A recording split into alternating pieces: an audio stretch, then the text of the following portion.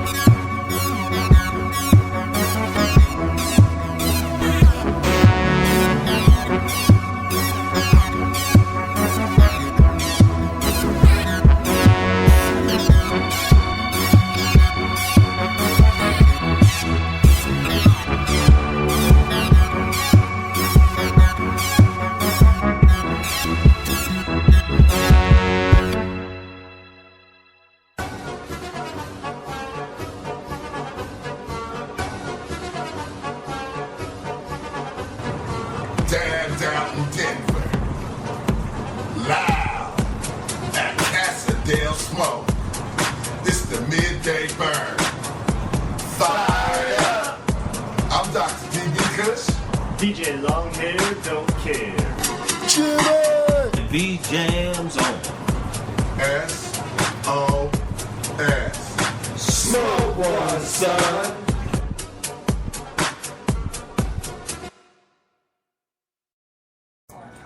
Thank you for tuning in to OneBlockRadio.com. KSOSDB Denver. Loud at the Casa del Smoke in the Bellows. It's the midday burn. VJ. Fired up. Voila. And you know what? We got Big Sal in the building and his brother from another mother.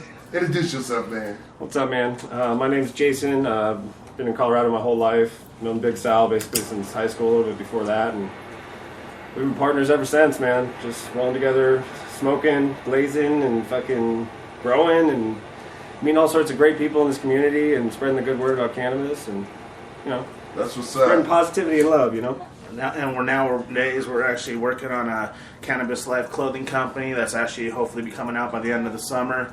We had a couple little hiccups with some financial obligations, so we actually had to stick that on the back burner for the moment. Yeah, but we want to do it right, you know. We want to make sure when we come out with it full force and come out with everything right.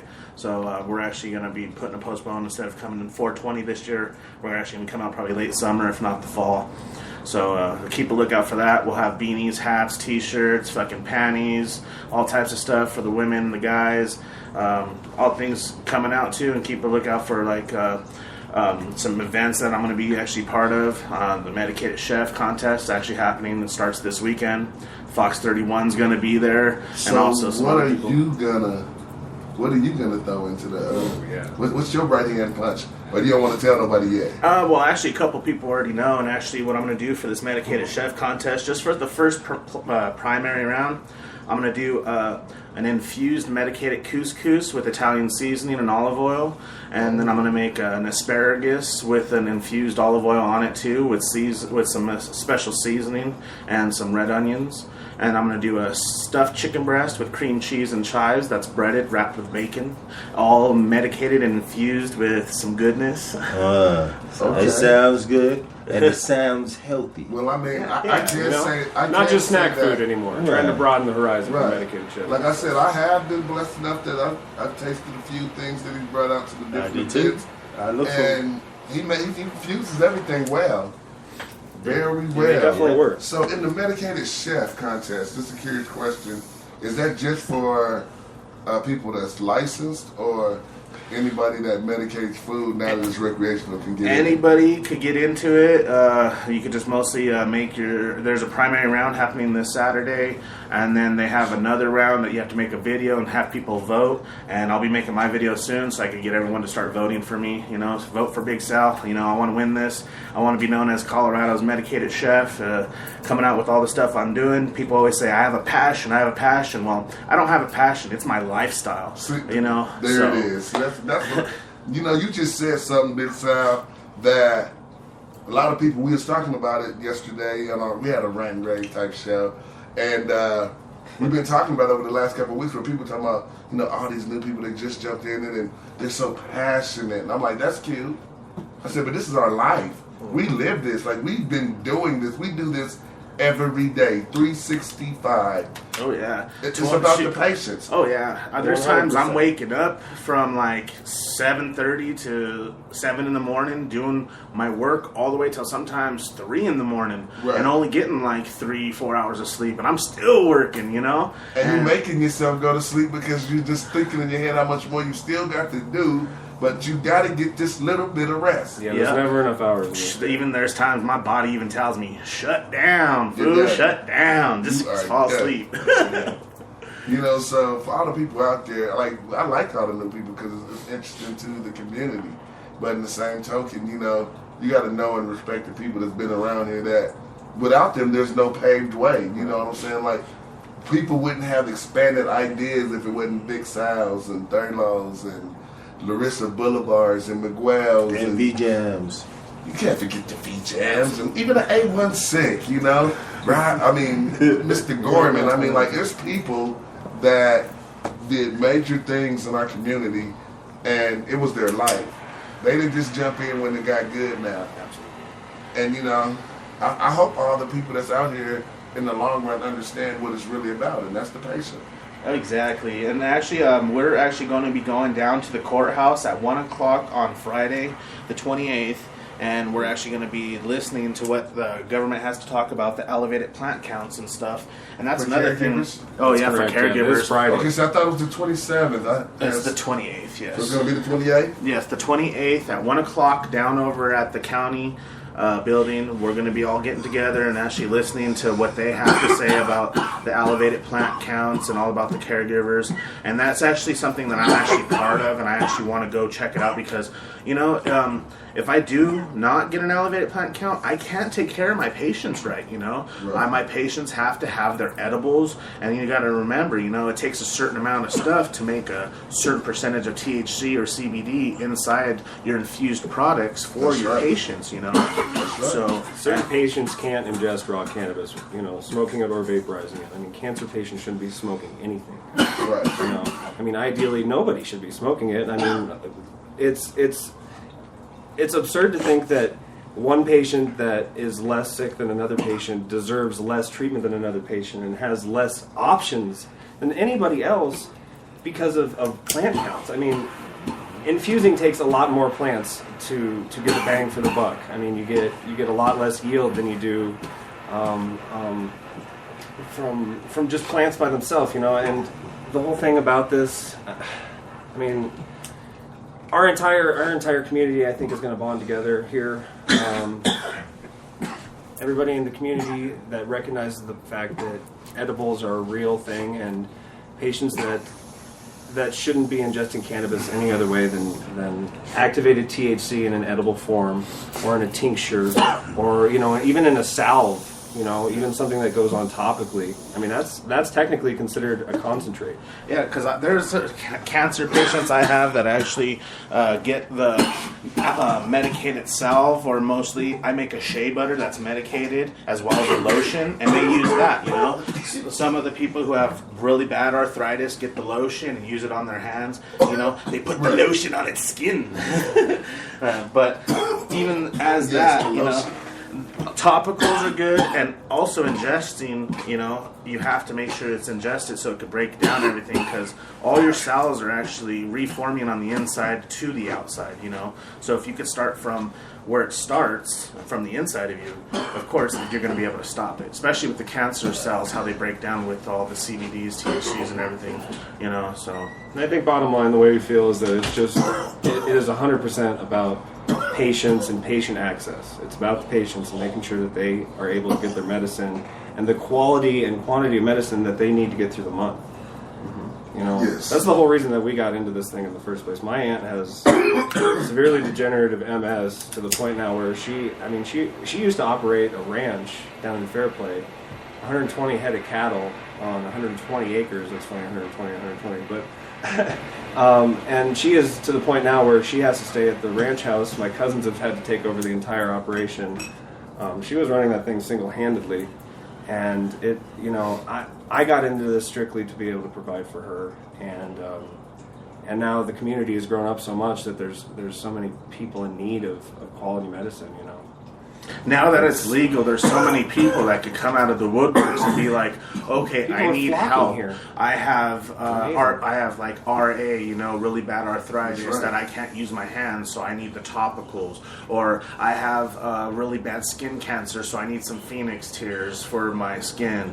Or there's even the people who even just take the Phoenix tears and ingest them just by themselves, so they can help Right. themselves from the inside out. Right. Like look at Tommy Chong. He has cancer, and he's been using Phoenix tears and stuff too, you know. I had a talk with him a while back when I met him in Pueblo, and he told me some of the regimens he's on, as well as he even said some of the stuff that he would like to see for people to do. So I'm actually taking certain things into consideration from certain patients and other people, and trying to infuse the product so I can make it even tastier, even better, you know, like That's all always a big issue is that Yeah. when you get like a medical edible or something, is the taste and the quality of how Mama did it still gonna be there, or is it gonna be tasting another way? So when you can get that, people love that because that's what make people come back to Yeah, want to those get home more. flavors. Yeah, everybody recognizes that. And see, and that's the thing I'm trying to do with all my edibles that I do,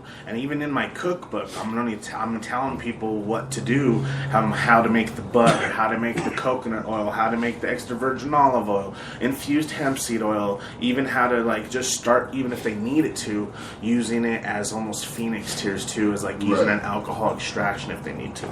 And those are just the infusions I teach in my book, but then I also teach in my book how to use everything from appetizers, slow cookers, smoothies. So you said your book. Yes. The name of your book. Tell the people the name of the book again. The name of my book is The Top Secret Medicated Recipes. The Top Secret Medicated Recipes. Yeah. I want to make sure y'all know that so y'all can Google it and find the Top Secret Medicated Recipes. And in the meantime, I'm still working on it right now. It's actually still in writing. I'm still testing certain products, testing certain things together. Recipes and everything. Yes, I make sure the recipes are A-OK, testable, and if not, I kick them up a notch, bam, spice them up with some extra whatever they're missing, Right. So I want everyone to know that it is going to be gourmet cooking, everything from appetizers, salads, smoothies, desserts, like everything, even slow cookers, like the people who can't cook and just want to set something aside, cook all day, and then bam, it's all medically infused, boom. So it's literally from any type of person who could cook, any person who doesn't know how to cook to a person who knows how to do gourmet. Right. So it's a little bit of everything. Okay. So, and I can't wait till I'm actually excited for it because I'm excited to be a teacher to teach everybody about how to do certain infused products, teaching people how to do food. And the thing is I do everything. I know how to make from hash products to grow it, to doing all the processing, to cooking. And I'm not going to say I'm like a guru or anything like that, but I have been doing it for almost 2 decades. So, and I've been helping other people out by helping them learn what I do so they could do it for themselves, because it saves them money in the long run, Right. as well as helps out the community. Right. Because when you look at it, and you look at, just look at it right now. Even for a rec user, you have your 6 plants. You better use them, because when you walk in that rec store, it's like Mike Tyson back in his prime. And then let me get an A. Even when you check it out as a rec user and you have your 6 plants. Okay, let's say you have your 6 plants. It takes about 3, sometimes some people go more. So we'll say 3 to 4 months for your plants of those 6. Let's say a minimum of 2 ounces per plant. You got 12 ounces over that 4-month period. That's 3 ounces a month. If I have 3 ounces a month just for my patients, picture 1 ounce is going to go for a pound of butter.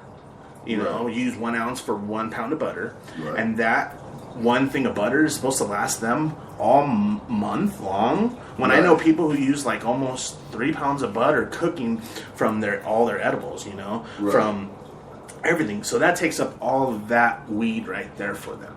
The 3 ounces they get almost a month, it takes the 3 pounds of butter pretty much to do all that. So that's all their edibles. But what happens to their topicals? What happens to their smoking needs or their concentrates and all their other stuff? They don't have enough plant count to do all what they need for the patient. Right. Then there's people putting the plant counts together that don't understand the plant. So there are not. Then the people who are trying to be in the government saying, oh, let's do this law, let's do that law, they do not understand what the plant gives to a patient, but they don't understand how much medicine comes from each plant and how much medicine you have to make from that one plant, know? Or what they're taking away if you don't have access to that. Right. You know what I mean? It's... Because I understand you don't want to give somebody 5,000 plants. I can understand that. But in the same token, you still got to give them enough plants to make a person be able to get through the month. Absolutely. Like we interviewed a lady that's actually going to court up in Fort Collins that her and her son, and they were speaking on, they said, why did they have so many plants? And she has some type of cancer where she uses RSOs and RSO pills regularly. So it takes a high dose of weed to be able to keep the amount of ISOs to dose daily through the month. Absolutely correct. Exactly, because if you think about the percentage of THC that's actually in flower, it ranges from about 12% to 28%. They've actually ranged, but I've seen higher also, to up to almost 31%. But then when it comes to concentrates, I've seen ranging with bubble hash alone. That's the medium grade concentrate nowadays, you know. So you got the bubble hash that's ranging from probably 40 to even 60% THC. But then you have your high grade concentrates, which is your wax, your shatter, and if it's clean and clear of all and low ppm, you should be able to have a high grade concentrate of 80% to almost 90% THC concentrate with that. So using that though, you got to understand what you're doing to get that percentage of concentrate and how much matter it takes just to get to that point, you know. And they don't understand what the plant count does if they lower it, because then we won't be able to make all these concentrates that are made stronger for these people who have worse cases of diseases and other anomalies to the body. Well, I mean, like me, I'm a disabled vet. Like, I mean, a lot of people, people don't understand. Like, I jumped out of airplanes for a living. And for me, I haven't lost a limb and I haven't done the typical things, but when you have pain in just places, because, I mean, you hit the ground for a living at 30 miles an hour, you wrestle, you know how to get body bag. Oh, yeah, your knees, your back are probably hurting, probably from that impact. You know what I'm saying? And, I mean, you go to the doctor, they're like, well, we don't see anything, but, you know, you get shooting pains regularly. Your feet swell regularly, and they can't explain it, but you're in this pain. But they rather give you, if you leave it up to them, they give you about 16, 18 pills. But luckily enough, I have doctors that understand that we work together on how I medicate and what I would take. And the thing about it is, if you left it to the government, it's fine to give us a bunch of medication, but it's not fine to give us an alternate medication that costs less, benefits you way more, and you don't find people addicted in these clinics at the end of the injury. Because the injury turns into addiction. And people don't understand that. And it's okay, because it's more money for the government. And nobody follows it in that trail. It's not just I got injured. No, I got injured. You gave me Percocet. I took Percocet for 6 months of the year, and then you said I wasn't injured anymore. But now, guess what? My body still feels like I hurt and I need Percocet. And more Percocet, and most likely, more Percocet. when you said I didn't hurt, I am still hurting. And I still need that Percocet. Oh, and the Percocet's not working anymore? Oh, okay, that's cool. We got something stronger for you, you know? Right. And then we'll just increase your dose and dose. And then until you're, you know, sitting on your couch one day and you're falling out in front of your kids and stuff, you know what I mean? And then now you're a bad parent. Right. And then next thing you know, oh, he's addicted to pills. And then next thing you know, you're in a treatment. Yeah. Or you've done something stupid to keep it. And see, as a patient, if you were mine, I would actually recommend giving you a high dosage of coconut oil pills, because I know that mostly the compression in your knees and your back from the cartilage of all being smashed together, you're causing pain and rubbing and stuff like Now, I that. have to tell you something. See, like me, I have a problem. I am, how would you call me, Jazz? Other people call me that. I'm fucked up. Okay, I say it like that. We cuss on our network, so it's okay. He don't to cuss eat here. certain things. I don't He eat a lot don't of walk things. on things. I can't eat fruit. He don't eat so fruits I take the coconut pill. and Is it gonna make me vegetables. taste coconut? No, it actually won't, because the coconut oil pills is actually infused with THC, and the way I make my coconut oil pills is a different way. I kind of want to patent my stuff, because I can't really throw the recipe out over the air don't right say now. that. But what I do with my coconut oil pills is I infuse them enough to actually make it so that it has a polysaccharide in there, so that actually infuses to the polysaccharide. So when you ingest it, it's actually going into your system. So it's already connected to a lipid, which actually again goes to your fat cells.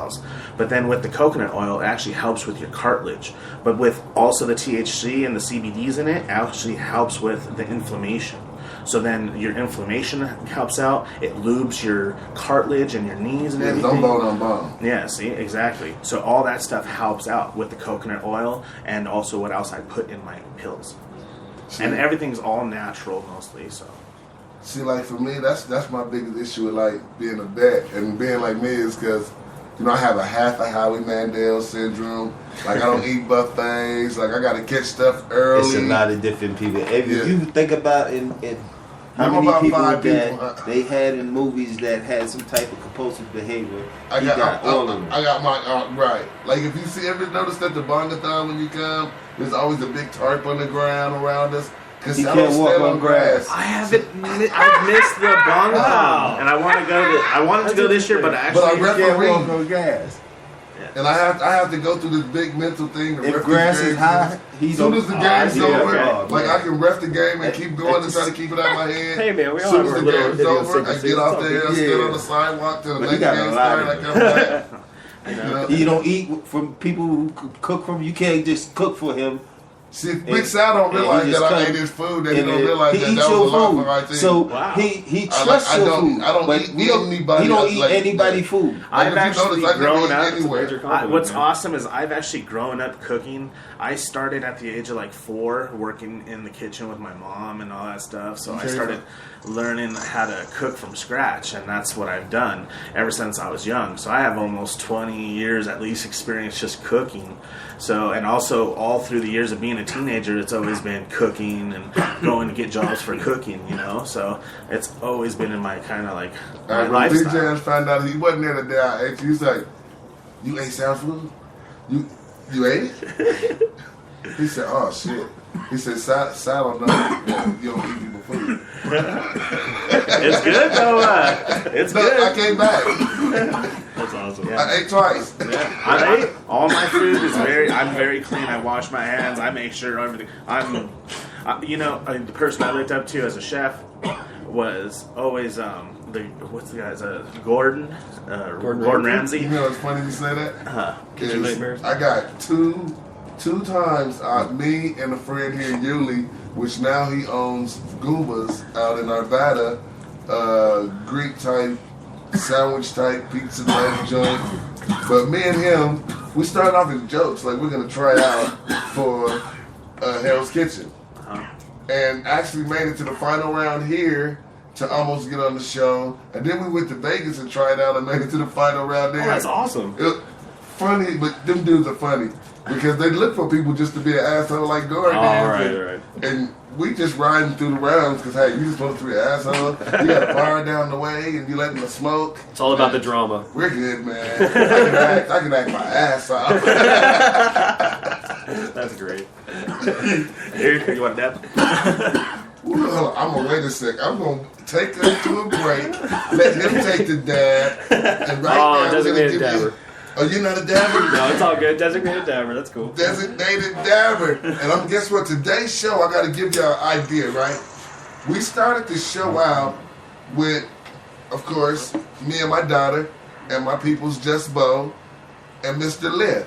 Now, I want to let y'all know that you can see All I Need Is Weed and She Wants My Last Name. Right now, they're available on iTunes, Amazon for 99 cents. They're out as a single. And the thing about this is, both of them's going to have a video attached to them really quick. All I Need Is Weed is coming out like right now. And the next one is going to be epic. We're going to do some movie type shit on this one. We're going to have Big Sal in there creating a medicated wedding scene type thing for the video. Like, we're going to go hard in the paint on them this time. Like, hey, we trying to go at the world. We're gonna, every time you look up, I don't care what the song is, it's just gonna be infused in a medicated background. They're gonna be like, yeah, these dudes is, this is how they do it with weed. Yeah, because people think weed is a back alley thing or something you gotta hide and do. And I'm like, whoa, this is a social thing like you drink your beer. Absolutely. Just as well as you drink your beer and you feel so comfortable, we should be able to sit at that table and light up a good bowl, mind our business, and tell our jokes and ha ha ha. You're like, let me sip on my pipe while you're sipping on your beer. And we're all good. So today, V-Jams actually sent me a lot of songs, and I got a couple songs that were sent in, but the majority of today's playlist is coming off the couch. So if y'all don't like the songs today, blame it on V-Jams. No, it goes in, and I'm gonna tell you right now, Off the Couch on Tuesday nights, man, we got some good people coming in. I think, There's a young man in here that I heard not too long ago, and he was nice. He was really nice. Phantom.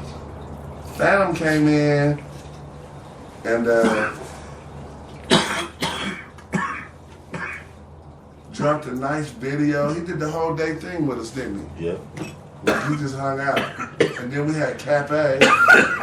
Cafe came in and hung out with us just all recently this week. So I think what I want to do is, how about we start to set, why you do that, Freddie? You just crazy as hell.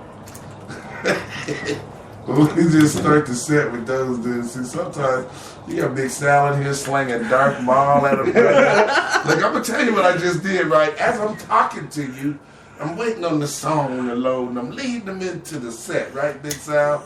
And this damn Darth Maul and this wax he done made, as soon as it loads, I erased them immediately like I loaded them. Bing, bing. And I'm just looking at me as I hit the X 2 times, like, what are you doing? And in my mouth, I'm about to say, I'm going to lead in with these songs. So as I'm saying, y'all, I'm going to give you Cafe and Phantom, the last 2 interviews we had, out of Jersey and Brooklyn, right? Yes. Jersey and Brooklyn. East Coast call-ins, man. That's what's up. Y'all keep calling in, y'all. SOS. Smoke one, son. Blazing out. CAP, what up? Uptown, Midtown, downtown, what up? Passaic, Patterson, Jersey City, Brick City, Camden, what up? South Beach, Bulls. Those days, y'all. Wake up, wash my face, take a shower, make a bowl of cereal. Only got me. Michael. Boss player, boss player, boss player, boss player, boss player, boss player, boss player, boss player, boss player, boss player, boss player, boss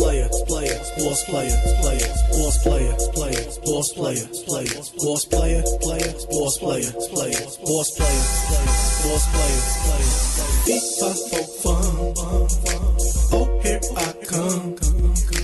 FIFA for fun. Oh, here I come. FIFA for fun. Oh, here I come.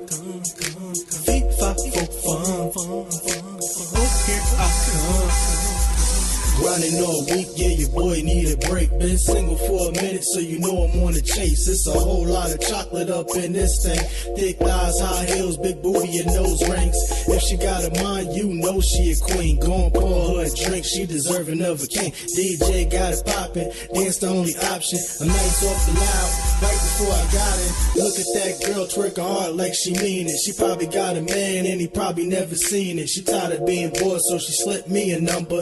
Keep it on the low, we could be secret lovers. I know how you feel, my soul unsatisfied. You do the same old thing, oh, baby, my. I won't stop pleasing your body, ma. I won't stop your body rock, nah.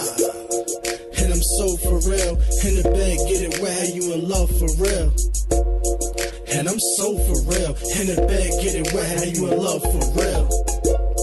What you think this is? It ain't a game, I'm all about my biz. Boss player, baby, and I'm so for real. In the bed, get it wet, how you in love for real. Boss player, boss player, boss player, boss player, boss player, boss player, boss player, boss player, boss player, boss player, boss player, boss player, boss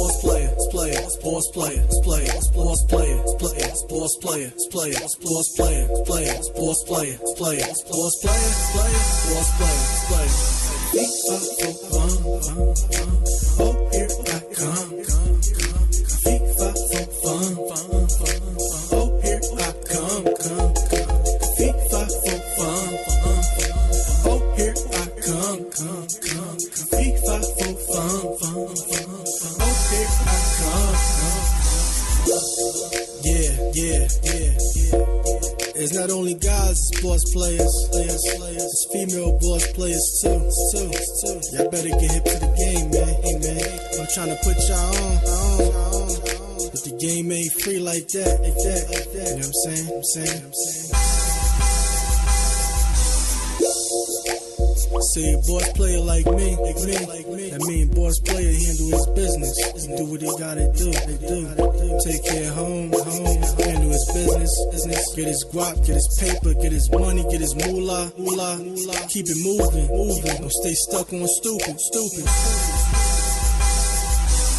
See, these females out here got game too.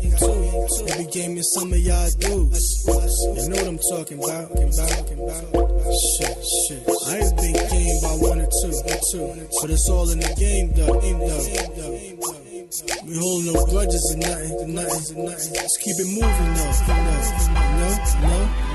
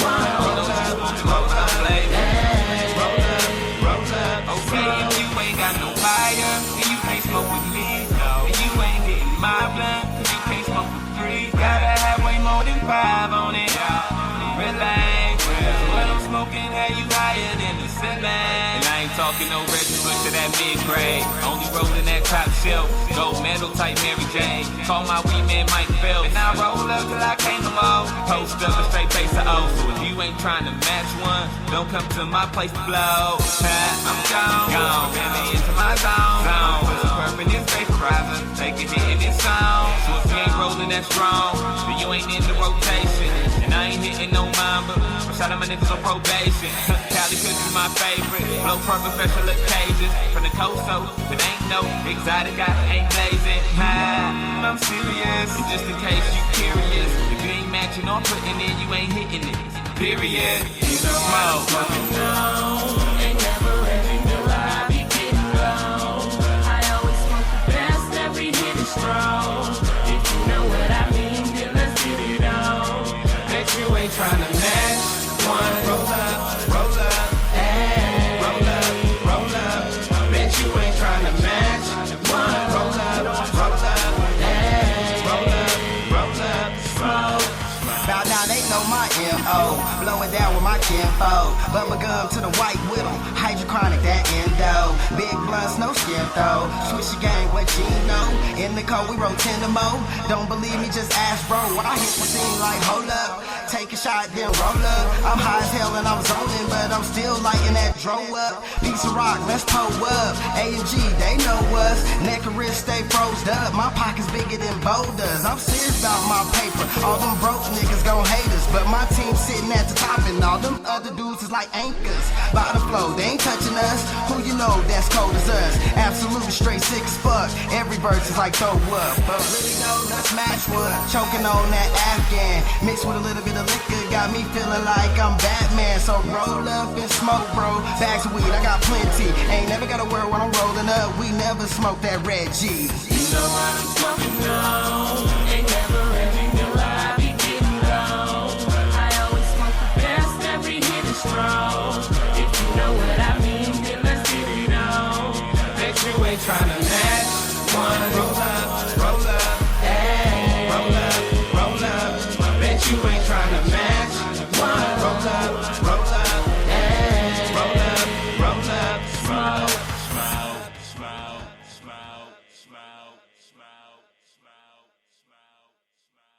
Colorado 2014 Ballot Initiative 3. Prohibit penalties for possession of cannabis. Shall that be an amendment to the Colorado State Constitution directing the judiciary branch of all governing bodies in the state of Colorado to prohibit their courts from imposing any fine or sentence for the possession of cannabis? Yes. Team One Blunt Radio supports and backs Ballot Initiative 3. Stop penalties for the possession of cannabis. Make it right. Put the nail in the coffin. Every dollar goes towards 100,000 signatures, and we need 100,000 signatures to get this on the ballot. Call 303-886-7998. That's 303-886-7998. Or you can go to reliefforpossessions.web.com. That's reliefforpossession.web.com. Put the nail in the coffin and make it right. Initiative 3, 2014. Colorado support. Medicine Man, Denver. 4750 Nome Street, Unit B, Denver, Colorado. www.medicinemandenver.com. medicinemandenver.com. Do you have your golden ticket? I got mine. That's right. Deals every day from Monday through Sunday. Sponsor of the 1BR team. Let's go. Long hair. You seen Dr. Fish? I think he's in Casa del Smoke. Long hair. Are you thinking what I'm thinking? I think so. I already have dozens of half-ounce blunts, a couple ounces of wax, and Miss Bongathon packed in my suitcase. So, Dr. Kush, what are we going to do today? You know D-Jabs? Long hair? What we do every day. Hijack the world.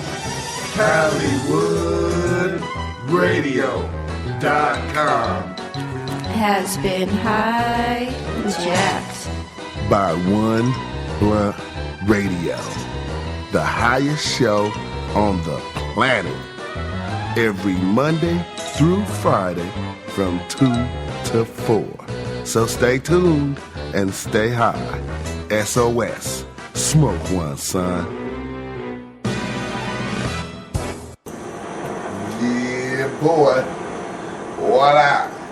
You're back to the Midday Burn fired up. Blazing. Got Big Sal and his brother from another mother. See, I just got to keep saying it that way because, you know, that's how every time I talk to him, he said it. It's all good. Everybody just knows me as Jason B303, though. That's how I He pose. said Jason B303? Yep. So you have to hit me on Facebook so I can get to know Jason B303. I got Big Sal on my page. I linked it to your page already.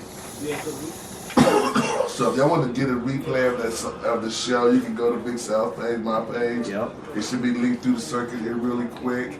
I'm pretty sure you can see it all over there, but I want to tell you guys, one love for coming and hang out. Getting high as fuck. This place is smoky as hell. What happened? Well, we're done with our first grandma wax. Yep. On to the next one. Should we go to the second one? I'm gonna pack up this unicorn corn here. With some Darth Maul. We haven't smoked any of the Darth Maul on air yet. Darth Maul. The Darth Maul making its second or third appearance on here, I think. Second appearance. And it's an original. Yes, it is. Like Colorado Tommy local John strain. smoked it. Exclusive. Tommy John done smoked it. Yeah. You got Stars smoking it. Rain Pryor. And then giving you shout outs. Yeah, Rain Pryor loved it. Like, not only are they smoking it, then giving shout outs. Like, hey. Yeah, it's made its way around, and it's just local here in Colorado. You know, I've been working on it for almost 2 years. I finally almost perfected it. Now I got to get the main strain going so I could fucking just produce it and get it totally up and going right. But it's a really good cross, you know, gets everyone really stony. You know, I'm going to have it tested probably the next batch. And if anything, hopefully it tests pretty high. It's actually a cross between Mandarin Sunset, Sour Diesel, Chemdog 4, and Jedi. Which actually Chemdog 4 and Jedi equal the Darth Vader. So then I was working on a strain of my own, which was the Sour Diesel Mandarin Sunset. And I just mostly just came up with, you know, just wanting to cross them all. So came up with one big old super bud called the Darth Maul. And super bud. Yeah, and it'll maul you. You know, it's really good. It's really a unique smell, unique taste, the flavor, and it's just really good. I just can't wait to get it Patients tested. that have had it say that they really like it for like sedative qualities, analgesic effects. Like people with rheumatoid arthritis really like it, and joint pain. So we feel like there's going to be some good CBD in there. We're hoping for. Yeah. But it definitely works. It's good medicine, and we want to get it just right and release it at the right time, and possibly bring it to a cup once we know what we're dealing with here. I've been working on it for a long time, and I'm hoping sooner or later I'll be able to drop the bomb on everybody to actually have it out totally. It's an exclusive strain. It has only been around to certain people, and I have gotten a lot of good feedback from it, though. And yes, I've worked with other people who are actually in the industry, as well as other people who are in the entertainment industry who actually enjoyed my Darth Maul. So. Limited loop of people, but if you go to the right places, we frequent a couple dab lounges around town, so if you're there at the right times throughout the day, you might get a nice bowl of the Darth Maul. Actually, talking about dab lounges around town, I actually wouldn't mind giving a shout out to I Bake Denver, because that's actually one of the spots I go to. Yeah, we love you guys. Yeah, it's awesome. I go take trips over there. They're the ones that are actually hosting the Medicated Chef Contest. Shucks out I Bake. Yeah, and if anything, I go up there and I'll bring the Darth Maul and we'll blaze there sometimes, or if not, we'll dab out.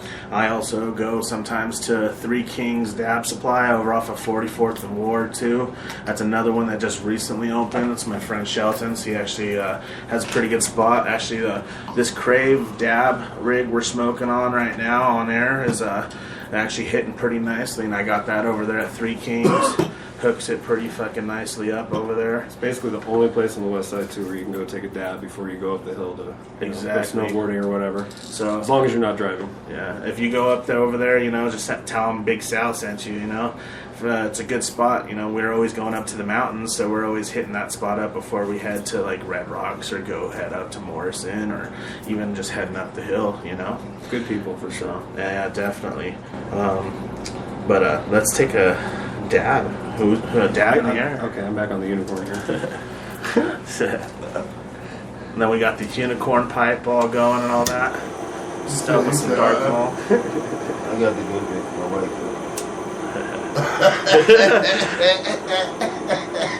Getting everybody all blazed out up in here. Hey, you see Big Sal at fucking the room. That Darth Maul combined with that waxing moment. Hey. Man, and see, the thing about it is... Deja vu, this happened before, right? This happened to you? Darth Maul has mauled the building. Right, it got all quiet. Oh, wow. I'll take a small dab. You hear me on air? A small one, yeah. dab. Well, just to let them know, this is the start of the these dump truck second size gram, so we've been blazing pretty hard. Well, see, I don't feel that bad no more there. So. Well, I brought like 4 grams of wax, and I brought an ounce of Darth Maul, so if we can blaze out, we'll blaze out. It's the Daily Burn. Let's fire it up. Hey, y'all. And see, today, we had an exclusive day that we had a light room because, we know that you had a few products, so we want to make sure throughout the time of the show and throughout the music mixes that we get to talk about all the products really well.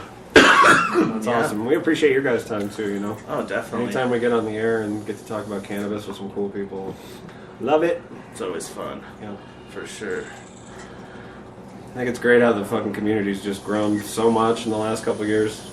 Yes, exactly. It's like a big family and kind of grown up too, Like everybody's kind of finding their place in the community and spreading the good word. We're changing the tide fast, man. And it's going actually, across the country. I am sooner or later will be working for another dispensary, and I'll be probably helping out, doing some other things in the MIPS, hopefully. So, because I think I'm about to jump back into the industry with a badge again.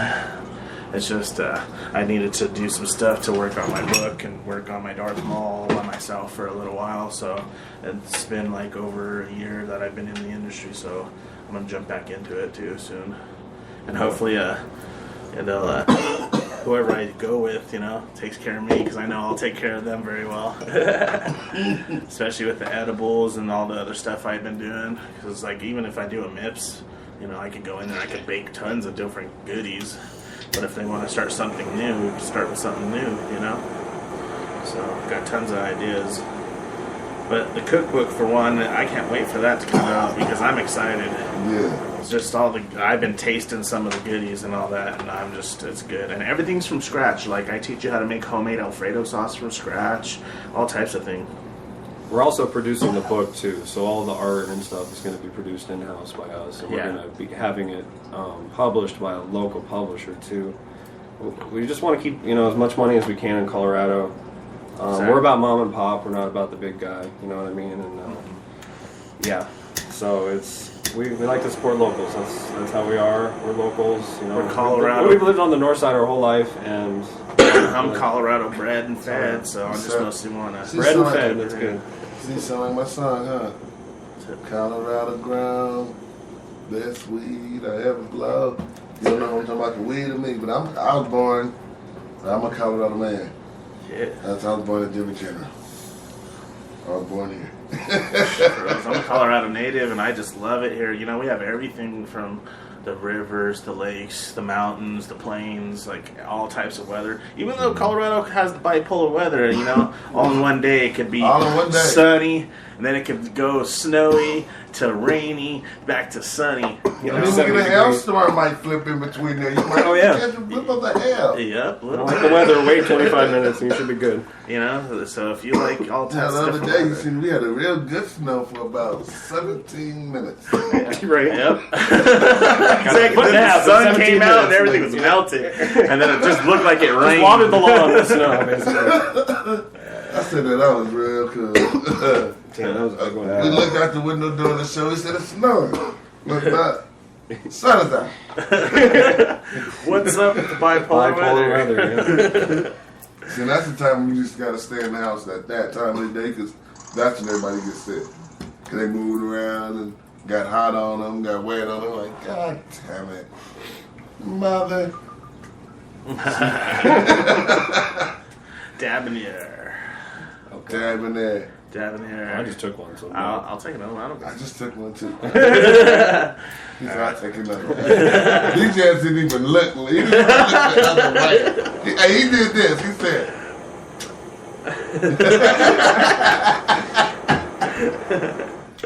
you see how they done at my team said, I got things to do, and I got time enough now to come down. I could even eat a ding dong or something. I can recover. He's like, give me a Twinkie. Hey, and you know, I got to tell y'all today too. Y'all know we do the breaking track at noon, right? Well, I have to say, right, you know, we're going to do this big music rundown for you because this is our music rundown moment. And then we're going to close it out with all that Big Sal got going on. He got the last 30 minutes. It's all Big Sal.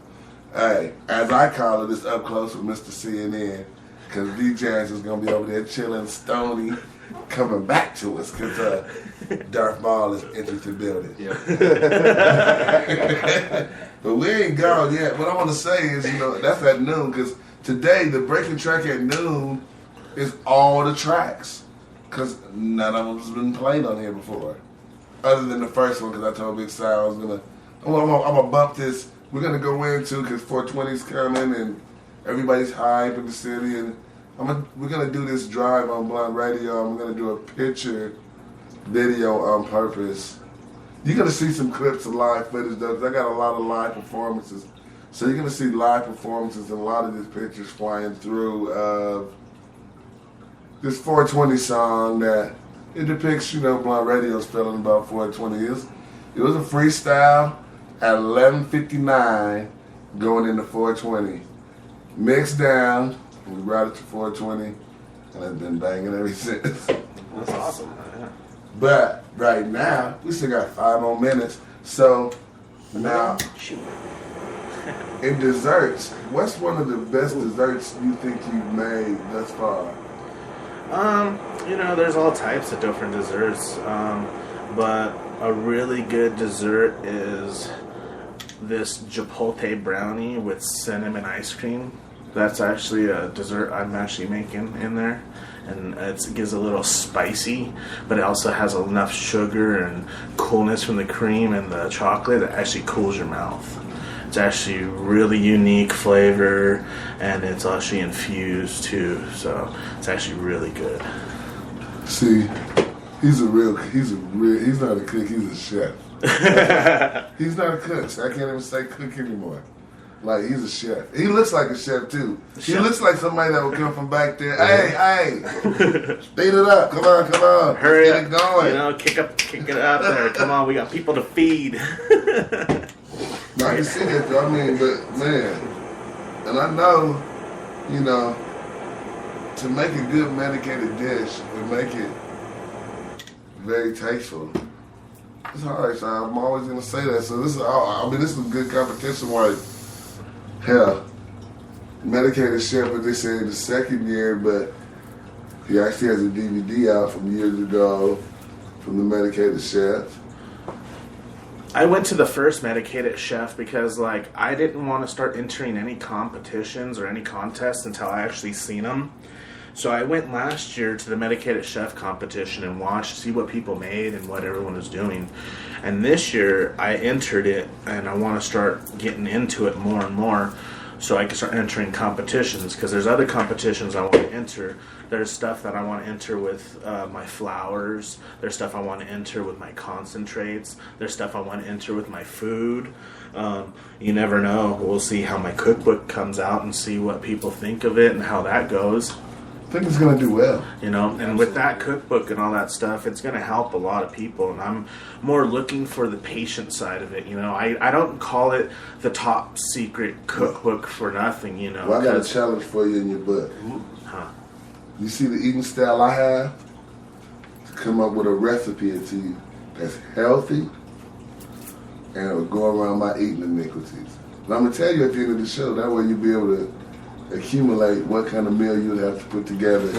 Just for you, I'll put a page that is just a meal I made just for you, and I'll call it the Dr. Kush meal. How about that? I appreciate that. And it has to be my style but healthy, because I'm trying to find a way to go healthy. You want to know something? This is the thing Like, too that's my about problem. my cooking is all my cooking is more towards being healthy anyway. Because like, picture for instance, there's gonna be how to make your own fettuccine alfredo with scallops in there. There's gonna be your how do you make your shrimp scallopini or whatever, your shrimp scampi. I mean, you know, I'm pretty ripped too. So, but there's all types of things I'm gonna have in there that are like still upbeat, regular meals. But there's also gonna be the stuff that's the healthy, like the couscous with some asparagus and like a fish, or you know something, or like a lemon peppered buttered tilapia with a brown rice and some steamed vegetable melody. See, I could eat that. There you go. I could eat the tilapia with the rice. The rest of it I wouldn't have made it, but I could have got 2 of the 3, and that's good for me. Yeah, and see, and then even the steamed vegetable melody, you know, you have your cauliflower, broccoli, carrot type of mix. Oh yeah, you know? I can eat some of that. See, that's the mix I'm talking about. So, see, that's kind of really healthy and tasty, flavorful. But yeah, I could still medicate that. You See, know? because right now, like, we have a couple of things I can't really go into right now just because of where they're at. But I got a thing where I'm going to be going around and like working with some people. We're going to be doing some crazy airtime type of shit.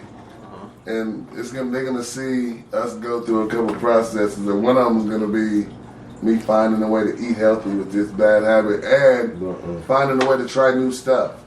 There's been a couple people. And trying new stuff is gonna be the hardest with my appetite. And see, the thing is like if we can make it taste good though, yeah, trick your mind into being like, wow, this isn't so bad. You know what I mean?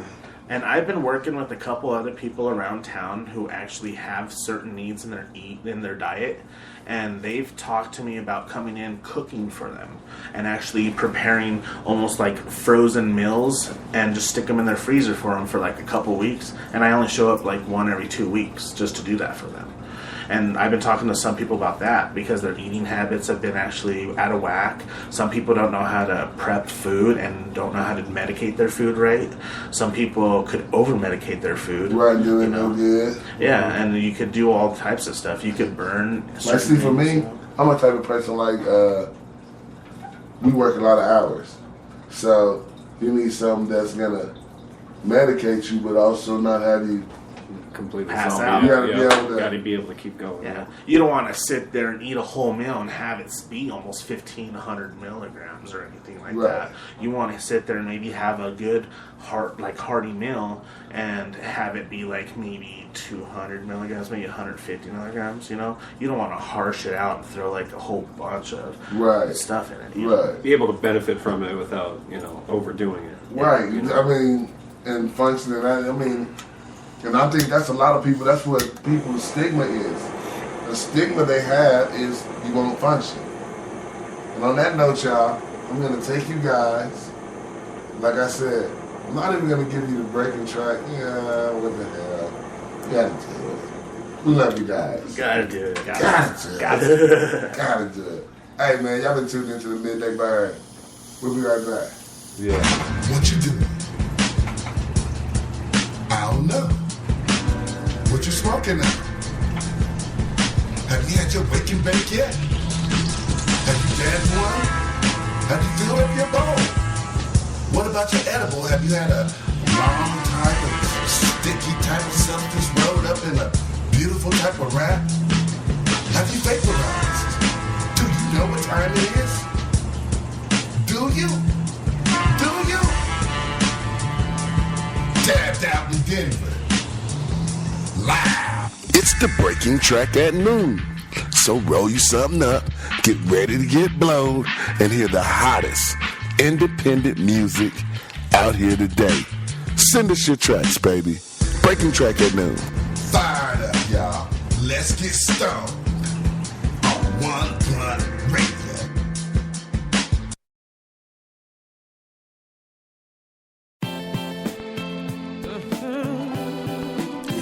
CAP, what up? Uptown, Midtown, downtown, what up? Say, Patterson, Jersey City, Brick City, Camden, what up? South New Jerusalem, good old days, y'all. Wake up, wash my face, hit the shower, make a bowl of cereal, only got me an hour. Had to walk to school, that was cool. Lunchtime outside, freestyle with the fellas. Like, some was real, some fabricated their stories. Background checks, yeah, we did that. Homework at the death, till we learn the truth. Come to find out, son never been in the booth. Straight line through his teeth like he is that. Fake wanna be thug, nah, he won't last. School of Hard Knock, 3rd Street B, Bob OE40s, late night within op. I can see it all just like yesterday, forsake nigga, and I ain't trying to see your way. Keep my faith in God, Most High Creator, CAP, overstand something major. Good music for the soul. They say you can't do it big, but only time will show. Grew up bumping Nas, Mobb Deep, and Wu-Tang. Chicken store, Monroe, 4 tours with big men. Scoping the chicks, grabbing a bite. Took a swag of the chin, we was young, alright? Post, see too many on the block, we gotta go disperse from the scene that was live at first. King wordplay, yeah, I'm from Jersey. Reppin' boss players, fly ladies, cool cats like all day. No more smoking blunts, chillin' in the hallways. They got cameras now recording your activity. Most of my friends was cool as ice, but if you cross that line, they be ready to fight. Don't start nothing, I just finish it. Old school, new rules, just to balance this whole movement.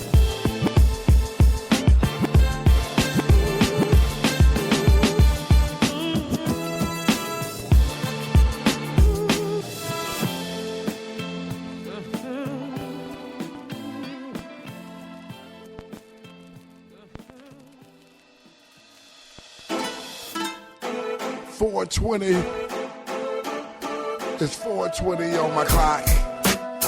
It's 4:20 on my clock. I think I gotta smoke. It's 4:20 on my clock. Check it out. It's 4:20. I'm smoking marijuana. I'm smoking marijuana. Smoking marijuana. It's 4:20. I'm smoking marijuana. I'm smoking marijuana. It's 4:20. I'm smoking marijuana. I'm smoking marijuana. Yep. It's 4:20 on my clock. I poured out my grocery bag of marijuana. Marijuana that I have, that I grow, and some that I buy at dispensaries or store. I like to smoke on a variety of type of weed. Weed to get me high and stimulate my knees. A little Durban poison or some Sheila, some purple Urkel or some purple elephant. ISS, they say it's the best, but I still smoke none of the stress. See, if you smoking on a little bit of weed with seeds, I recommend the doctor's orders no seeds. No seeds at all. I roll my icky sticky up on the road and all. I can use one hand, break it down, put it in the paper, twist it up while I'm rolling down the street. But I don't smoke in the car. I don't advocate that. I smoke at the crib. I smoke it as I do shit. Yes, sir. I smoke good weed. I smoke it all day and night. The shit that I need. It's 4:20. I'm smoking marijuana. I'm smoking marijuana. Smoking marijuana. It's a 4:20. I'm smoking marijuana. I'm smoking marijuana. Smoking marijuana. It's a 4:20. I'm smoking marijuana. Smoking marijuana. Smoking marijuana. See, 4:20 when I smoke on my ganja.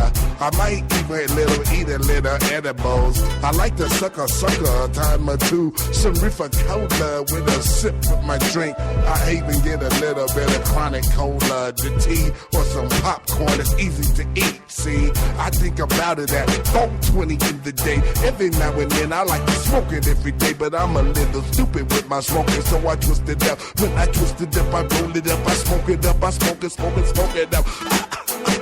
No cough, don't get off, so I smoke a little more till I top it off. Happy, hungry, sleepy boy, I'm smoking all day now. Every time I hit it, y'all know I smoke the best of all. Vaporizer, even a little bit of shit that I hit called butter. That butter's really delicious, tasty and good. If nigga hit it, he looked at me, he said, beautiful. Natural, tasty, good and high. Smoking on that ganja gourmet, make you ride. Yep, I'm smoking marijuana, smoking marijuana, smoking marijuana. It's 4:20. I'm smoking marijuana, smoking marijuana, smoking marijuana. It's 4:20. Smoking marijuana, smoking marijuana, smoking marijuana. It's 4:20.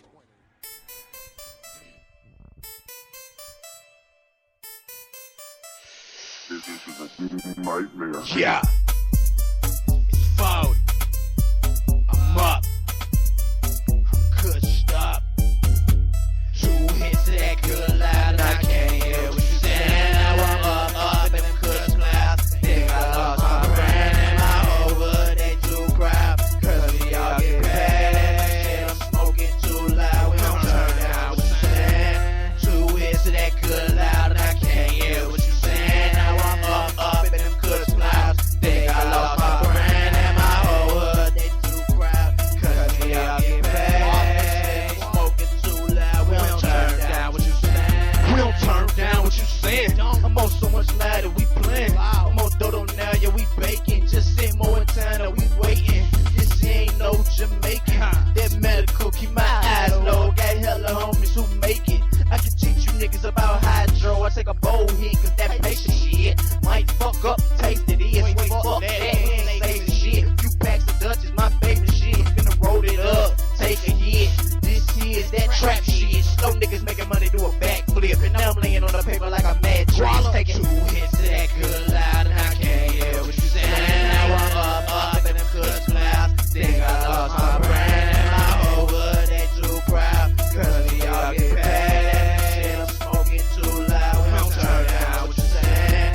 2 hits of that good loud and I can't hear what you saying. Now I'm up in them cuss clouds. Think I lost my brain and my over. They too proud. Cause we all get paid. I'm smoking too loud. We don't turn down what you saying. I can't hear what you saying. If you ain't talking about money, my young niggas get spraying. You play around with my money, my bullies don't say shit. We pull strings on you dummies, straight headshots to that lip. If you shouldn't try and act funny, I'm with young niggas on grown shit, on Trippy Island with an actress, with a Steve-O, we on catfish. He a wild boy, we smash shit. This RFC, you the man. Folks remember Lil 40 when I never had shit. Hell nah, that's because I keep a bag, bitch. My nigga Gutter on the way with the sack. Hey, 2 hits of that good loud and I can't hear what you saying. Now I'm up in them cuss clouds. Think I lost my brain and my whole they too proud. Cause we all get paid. I get paid. Smoking too loud, we don't turn down. We don't turn down. 2 hits of that good loud and I can't hear what you saying. Now I'm up in them cuss clouds. Think I lost my brain and my whole they too proud. Cause we all get paid. I get paid. Smoking too loud, we don't turn down. We don't turn down. What you saying?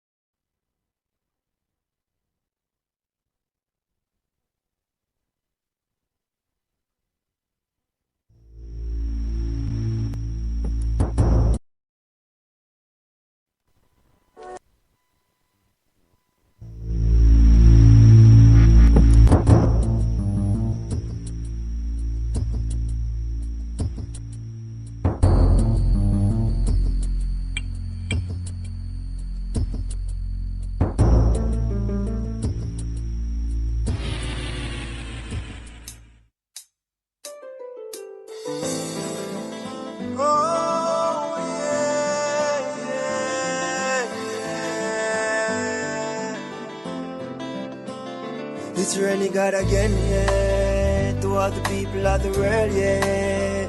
Renegade say never give up, never give up, never give up, yeah. So when you're down and feel you're losing your way, Never give up, just block her reverence and pray. King Selassie and me shield and me armor. No dirty heart can cross this a border. Never let them stop you, no day. So when your family's a hack up and your bills start back up, never let it get you down. So put a smile by your face all when think tough. Mama tell me big man no frown.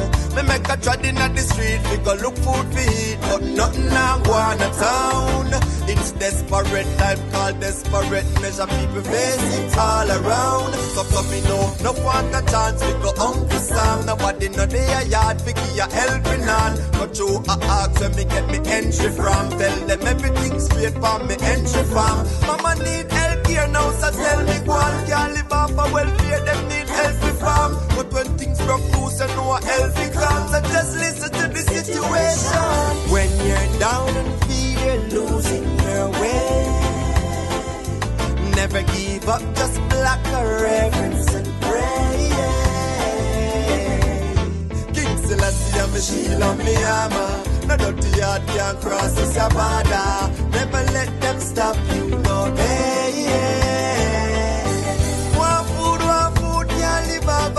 Alone. Hey, hey, feel it when the youths in the streets at night time I be asleep on cornerstone. Hey, well right now Africa awaits, so me leaving me Ghana home. Me say me mama never raised no fool, and me coulda never let down me father throne. Down and feel you're losing your way. Never give up, just block a reverence and pray. Selassie and me shield and me armor. No dirty heart can cross this a border. Never let them stop you, no day. So when your family's a hack up and your bills start back up, just never let it get you down. Just put a smile on your face all when think tough. Mama tell me big man no frown. We make a trot in the street, we go look food for eat, but nothing now go on a town. It's desperate time called desperate measure. People face it all around. And so me know no want a chance, we go Uncle Sam. Nobody know their yard, we give you helping hand. Go through a ask when me get me entry from. Tell them everything straight from me entry from. Mama need help here now, so tell me one can't live off a welfare, them need healthy farm. But when things broke loose and no healthy comes, so just listen to the situation. When you're down and feel you're losing your way, never give up, just block a reverence and pray. King Selassie and me shield and me armor. No dirty heart can cross this a border. Never let them stop you, no day. Grenada, when you're down and feel you're losing your way, never give up, block your reverence and pray. King Selassie, you blessed brother, what you say? Tuesday, 5 o'clock. Alright. Yeah man, everything in top. Yeah, the producer that in the family ready, you know. Yeah man, that big respect here. Alright. Bless.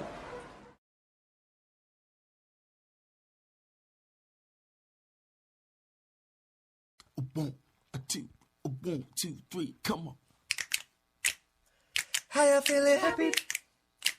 Tell me how you feeling happy. We about to do this cause we happy. Hey, it might seem crazy what I'm about to say. Oh, sunshine, she said you're gonna take a break. Hey, and I'm alone and we can go to space. Oh no, with the air like I don't care, baby, burn away. Because I'm alone if you feel like a room without a roof. Because I'm alone if you feel like happiness is the truth. Because I'm alone if you know what happiness is and you don't know. I'm alone if you feel like that's what you want to do. Happy. You know I'm feeling happy. I'm feeling happy. You know I'm feeling. Yeah. From the bad news, talking this and that. me all you got and don't hold me. Now I should probably warn you I will be just fine. No offense to you, but don't waste your time. Cause I'm coming along if you feel like a room without a room. Because I'm coming along if you feel like happiness is you. Hey, come along if you know happiness is you. Hey, come along if you feel like that's what you wanna do. You know, I get so happy. You know, I get so happy. You know, Yeah, I'm feeling I get so happy. happy. You know, yeah, I'm feeling fine. Guess I'm feeling so happy. Guess I'm feeling fine. Guess I'm feeling so happy. Guess I'm feeling so happy. Guess I'm feeling happy. Hey. Guess I'm feeling fine.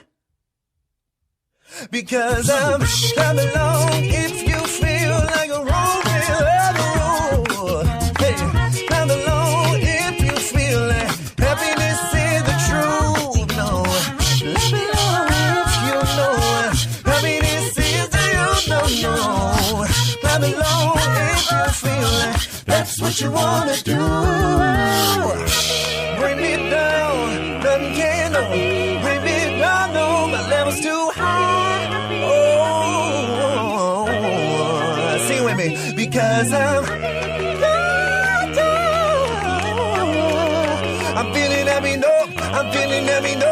I'm feeling happy, no. That's what you wanna do. Trade trash. Everything I put on the tray and broke down. Everything rolled up and smoked in emergency situations. Trade trash.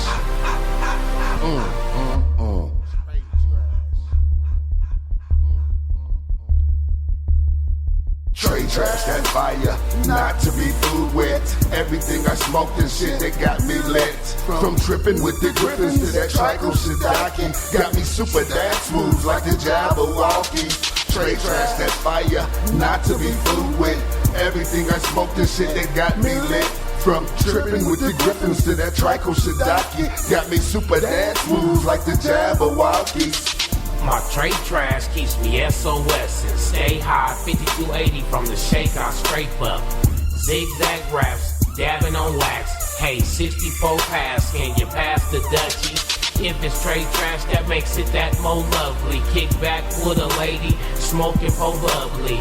My trade trash be blueberry and concentrate. Smoking with the Griffins, got my mind not thinking straight. Trade trash, that fire, not to be fooled with.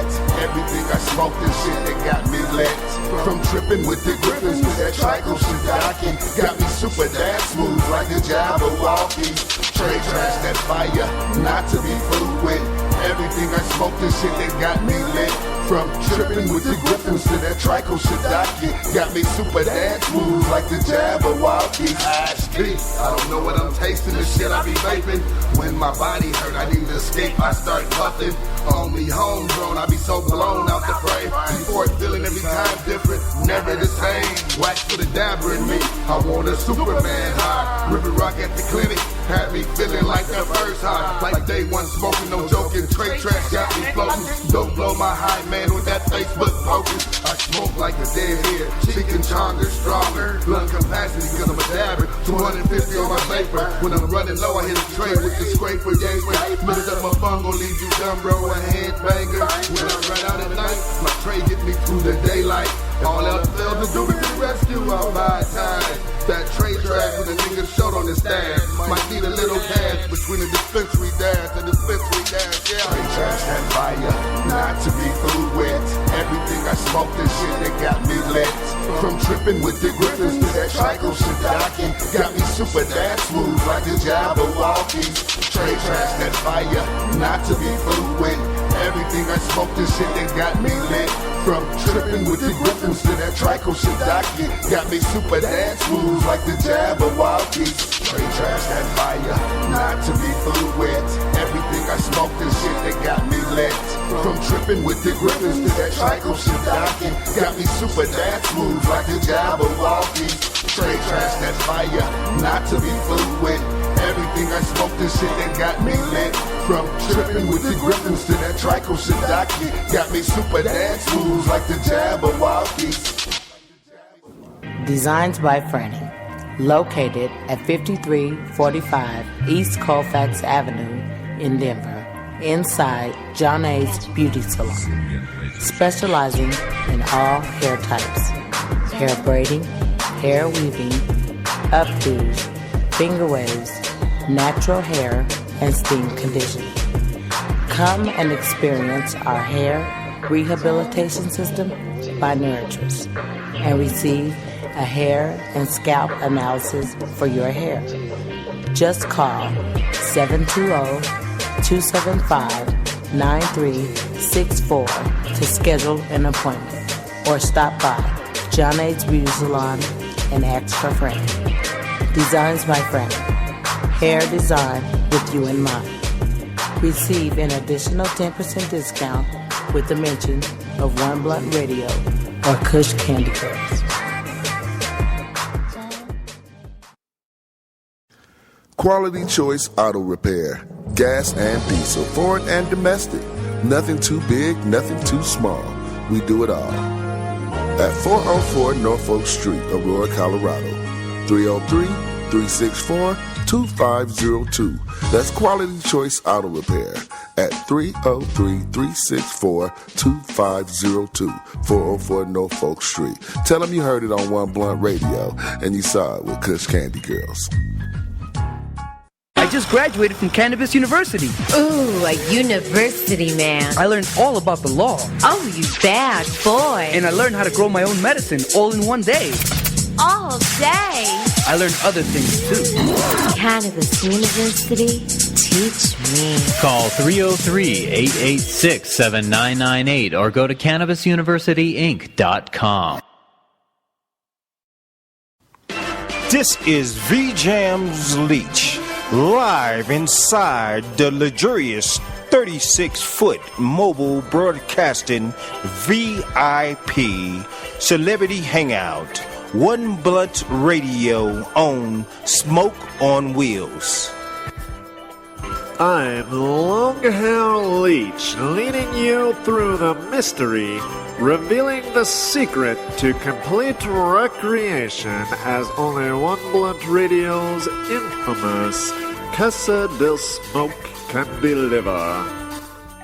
I am Dr. D.B. Leach. And you can run away on today's special, hijacked lifestyles of the One Blunt Radio and Famous. Weekdays beginning at 2 p.m. Mountain Time from the legendary downtown Dap City, Colorado. 8-story Hollywood Radio Studios. We reveal fabulous red-eyed world of V-Jams on. The smoothest independent music video host ever. Perpetually cannabis-enriched DJ, long hair, don't care, and the most blunted man on the world, Dr. D.B. Kush. It's all brought to you virtually, fabulously, from One Blunt Radio. What's up, y'all? And we back. It's the Midday Burn. Fired up. On OneBluntRadio.com. KSOSDB Denver. Loud. Out of Casa del Smoke in the Bellows, baby. What's up, y'all? We got Big Sal and his brother from another mother. How y'all doing, man? We been getting hot, man. I am so sitting on, man, I've heard Kush Cloud 9 quotes and, you know, I'm on a cloud right He's winning, man. The Mahomes in the house. Completely rehydrated too. Like ready for more. Hey, man, ready for more downs. Back. Yeah, ready for You more know, downs. hey, like I said, we want to go around and make sure people remember during this season that it's a lot of medication going to be going on, and we've seen people fall out at these events. Yeah. So Dab safely, everyone. We want to make sure that we have some water out there to make sure it's a lot of places that wherever angle you see it at, it's going to be some water. If you see our angle, you're going to see water. You're going to see a healing station. It's not just going to be smoking going on around us. We're actually going to do some other things that's a little more beneficial this year for the weekend, you know what I'm saying? So, well, and if you're feeling hot, people, I mean, come on, common sense, get out of the sun for a little bit, you know. There's plenty of shade around the park. You know, go hang out over in the shade for a few minutes, get some water, and then go take a few more rips, you know. Your friends will be okay with that, I'm sure, you know. Hell yeah, they will, because, you know, we know going to the Bongathon, see, one thing about it, we're going to have that bus out there at 420 for that weekend of 19th to 20. We're pulling the bus up at the rally, so, you know, you get a little hot. I'm getting on the bus with the air conditioning. There you Whoop, whoop, everybody from the window, hey. I'll jump on there and do some dabs. You know what I'm saying? Yeah, if anything, you know, the 420 weekend that's coming up, they're starting on 4/17. They're gonna have Tommy Chong over at the Fillmore for Normal or something like that, some type of show. And then, you know, they have the regular 420 thing going on at the Civic Center. We're gonna have the Cannabis Cup going on. You know, there's all types of things. 420 weekend is actually a really busy weekend here in Colorado. Very busy. I mean, we have the after party. We have Coast to Coast mixtapes coming in, doing the Denver live edition for the local artists starting like 6 o'clock that 420 evening. And then we're doing the after party for that. And they're coming in from Miami, bringing in a lot of people from Miami and down south that's never been up this way for 420, so we like to experience their favorite 420 this way. So, let's see how it goes. It's going to be crazy. Yeah, last year was crazy. I can only imagine what it's going to be this year because the stores are open now. The recreational stores are open, so it's gonna be a whole different ball game. Totally. Yeah, probably the biggest 420 yet. I don't doubt it. Oh yeah, if so, there's tons of people from out of towners, or if not, it's even known to be internationally known to come here to Colorado for 422 because of all the stuff that's going on at the universities, the Civic Center, and all that stuff. How everyone just does the big old smoke outs and all that stuff. Right. You know, and then also we have Tommy Chong. Like I said, he's going to be chilling out for 420 weekend. Probably he's going to be here for 417 doing that show, and he's been liking Colorado now. That's been yeah, he's been here quite a bit. You know, so he might as well get a grid. Might as well. You know, that'd be actually pretty cool to actually have. We've kind of heard murmurs, but we don't know. Because Tommy might be looking around here, but then there's a lot of people coming in from talking about moving and living here. It's like there's tons of people from out of town. I've seen more plates from out of towners than regular Colorado anymore. You know, from South Carolina to South Dakota to Wyoming to Nevada. That goes back to what you were saying earlier, though, when you were saying that people are moving here because they got people that are sick in their family, and they're trying to find an alternative to Medicaid. Oh, there's even some type of so much so that they're willing to uproot their entire lives to come here. You know, and there's also certain places that people are getting up and moving because they know they could help their children. Like down in Florida, there was a lady who actually got help from the community and got a whole bunch of money raised so they could actually bring her daughter here to Colorado to help with her what's wrong with her. I think it was like MS, and also she had autism or something like that. So, but it helps with seizures. I mean, that's one of the most controversial things that are being done here in Colorado is that hemp oil, like Phoenix Tears and RSOs and stuff like that, are being administered to children.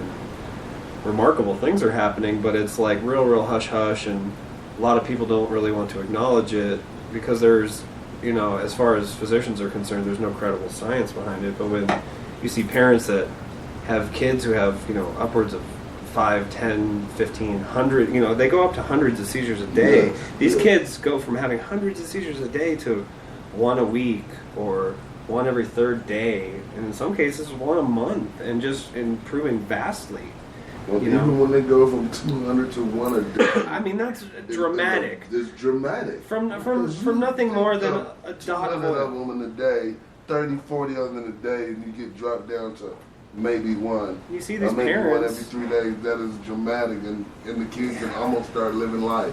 Absolutely, yeah. They go from heartbroken parents to just, alive again. You And really a see it lot in of their them, face. The more that they take that regimen, the more and more the seizures start to go away. That's very true, yeah. And, I don't think a lot of, traditional medicine wants to admit that or acknowledge it because, it's not what they're used to. But I think everybody can, they were students once too, and they should continue to be students if they're actual practitioners in medicine. But then also people fear what they don't know, and what we got to do is actually teach people and acknowledge the community and see what people actually need as patients, Right.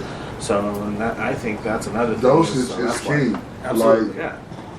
And I don't think standardization there is a bad thing either. I mean, people should know what they're taking and that it is clean. I got a question too. Being that you are a chef and you do make edibles, what do you think about the recent story where some of the people's products in the city came back and it was tested with no THC in it, and it was in the store? Oh, okay. Now I know. Okay, you're talking about Dr. J's, and I actually understand Dr. J's was trying to sell stuff for certain THC levels and then test it out with nothing. That, honestly, I think you should be getting your product tested every time before it even hits the shelf so you can make sure your patients are getting what they need.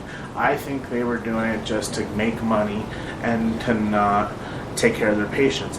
That's the thing in this community that I see a lot of, and I Seems to be a really lot. dislike it, is that people see marijuana as money instead of seeing it as helping the patients and helping people, because the plant is here and it's ever going to be here and everlasting and ever giving, so it's always going to take care of us, and we got to make sure we take care of it but not abuse it. And people are abusing it for the money situations, and I don't like that situation, but yet there are always people out there that are greedy, and I'd rather be out there helping the patients. That's why the plant is here, so that we can all be healed and taken care of, not be in pain, and help with all of humanity with everything that the plant has to give, because it's ever giving. It can make fabrics, it can make oils, it can make gases, it can make all types of things, from even clothing to everything. And I think even it makes houses, it can make hempcrete, Even just your overall well-being, you know what I mean? People that like to use it recreationally, that is not medicine, in my opinion. Because to me, cannabis can be therapy to people. If you just like to come home, some people will come home and have a beer at the end of the day. Some people come home and want to have a bowl. Yeah. And I think that's totally cool. That is a want form. a beer in the bowl. Yeah, some people want a beer and a bowl, and hey, who's to stop you? You know what I mean? And that's And who's to make a also- law for you to say that you can't? Exactly, and it's nature. You're gonna do it anyway. It's all natural. It actually comes from the earth, and people have to take care of it. And people. Anybody can't grow it right. No. Oh, and that's exactly. another big Like- one. Yeah, we have major issue with that. And we don't even want to stoke any fires right now, but there's a lot of people in the cannabis community, and I'm not pointing fingers, but you people should get the fuck out. And I'm sorry, I'm not naming any names, but there's a fair few places that suck at growing that are and not just about sell the their product patients. expensive. Oh yeah, like I said, that are not caregivers. Totally agree. Corporate, and they want money and Like I said, pesticides and hydroponics. Yesterday our show was named Fuckery and Foolishness.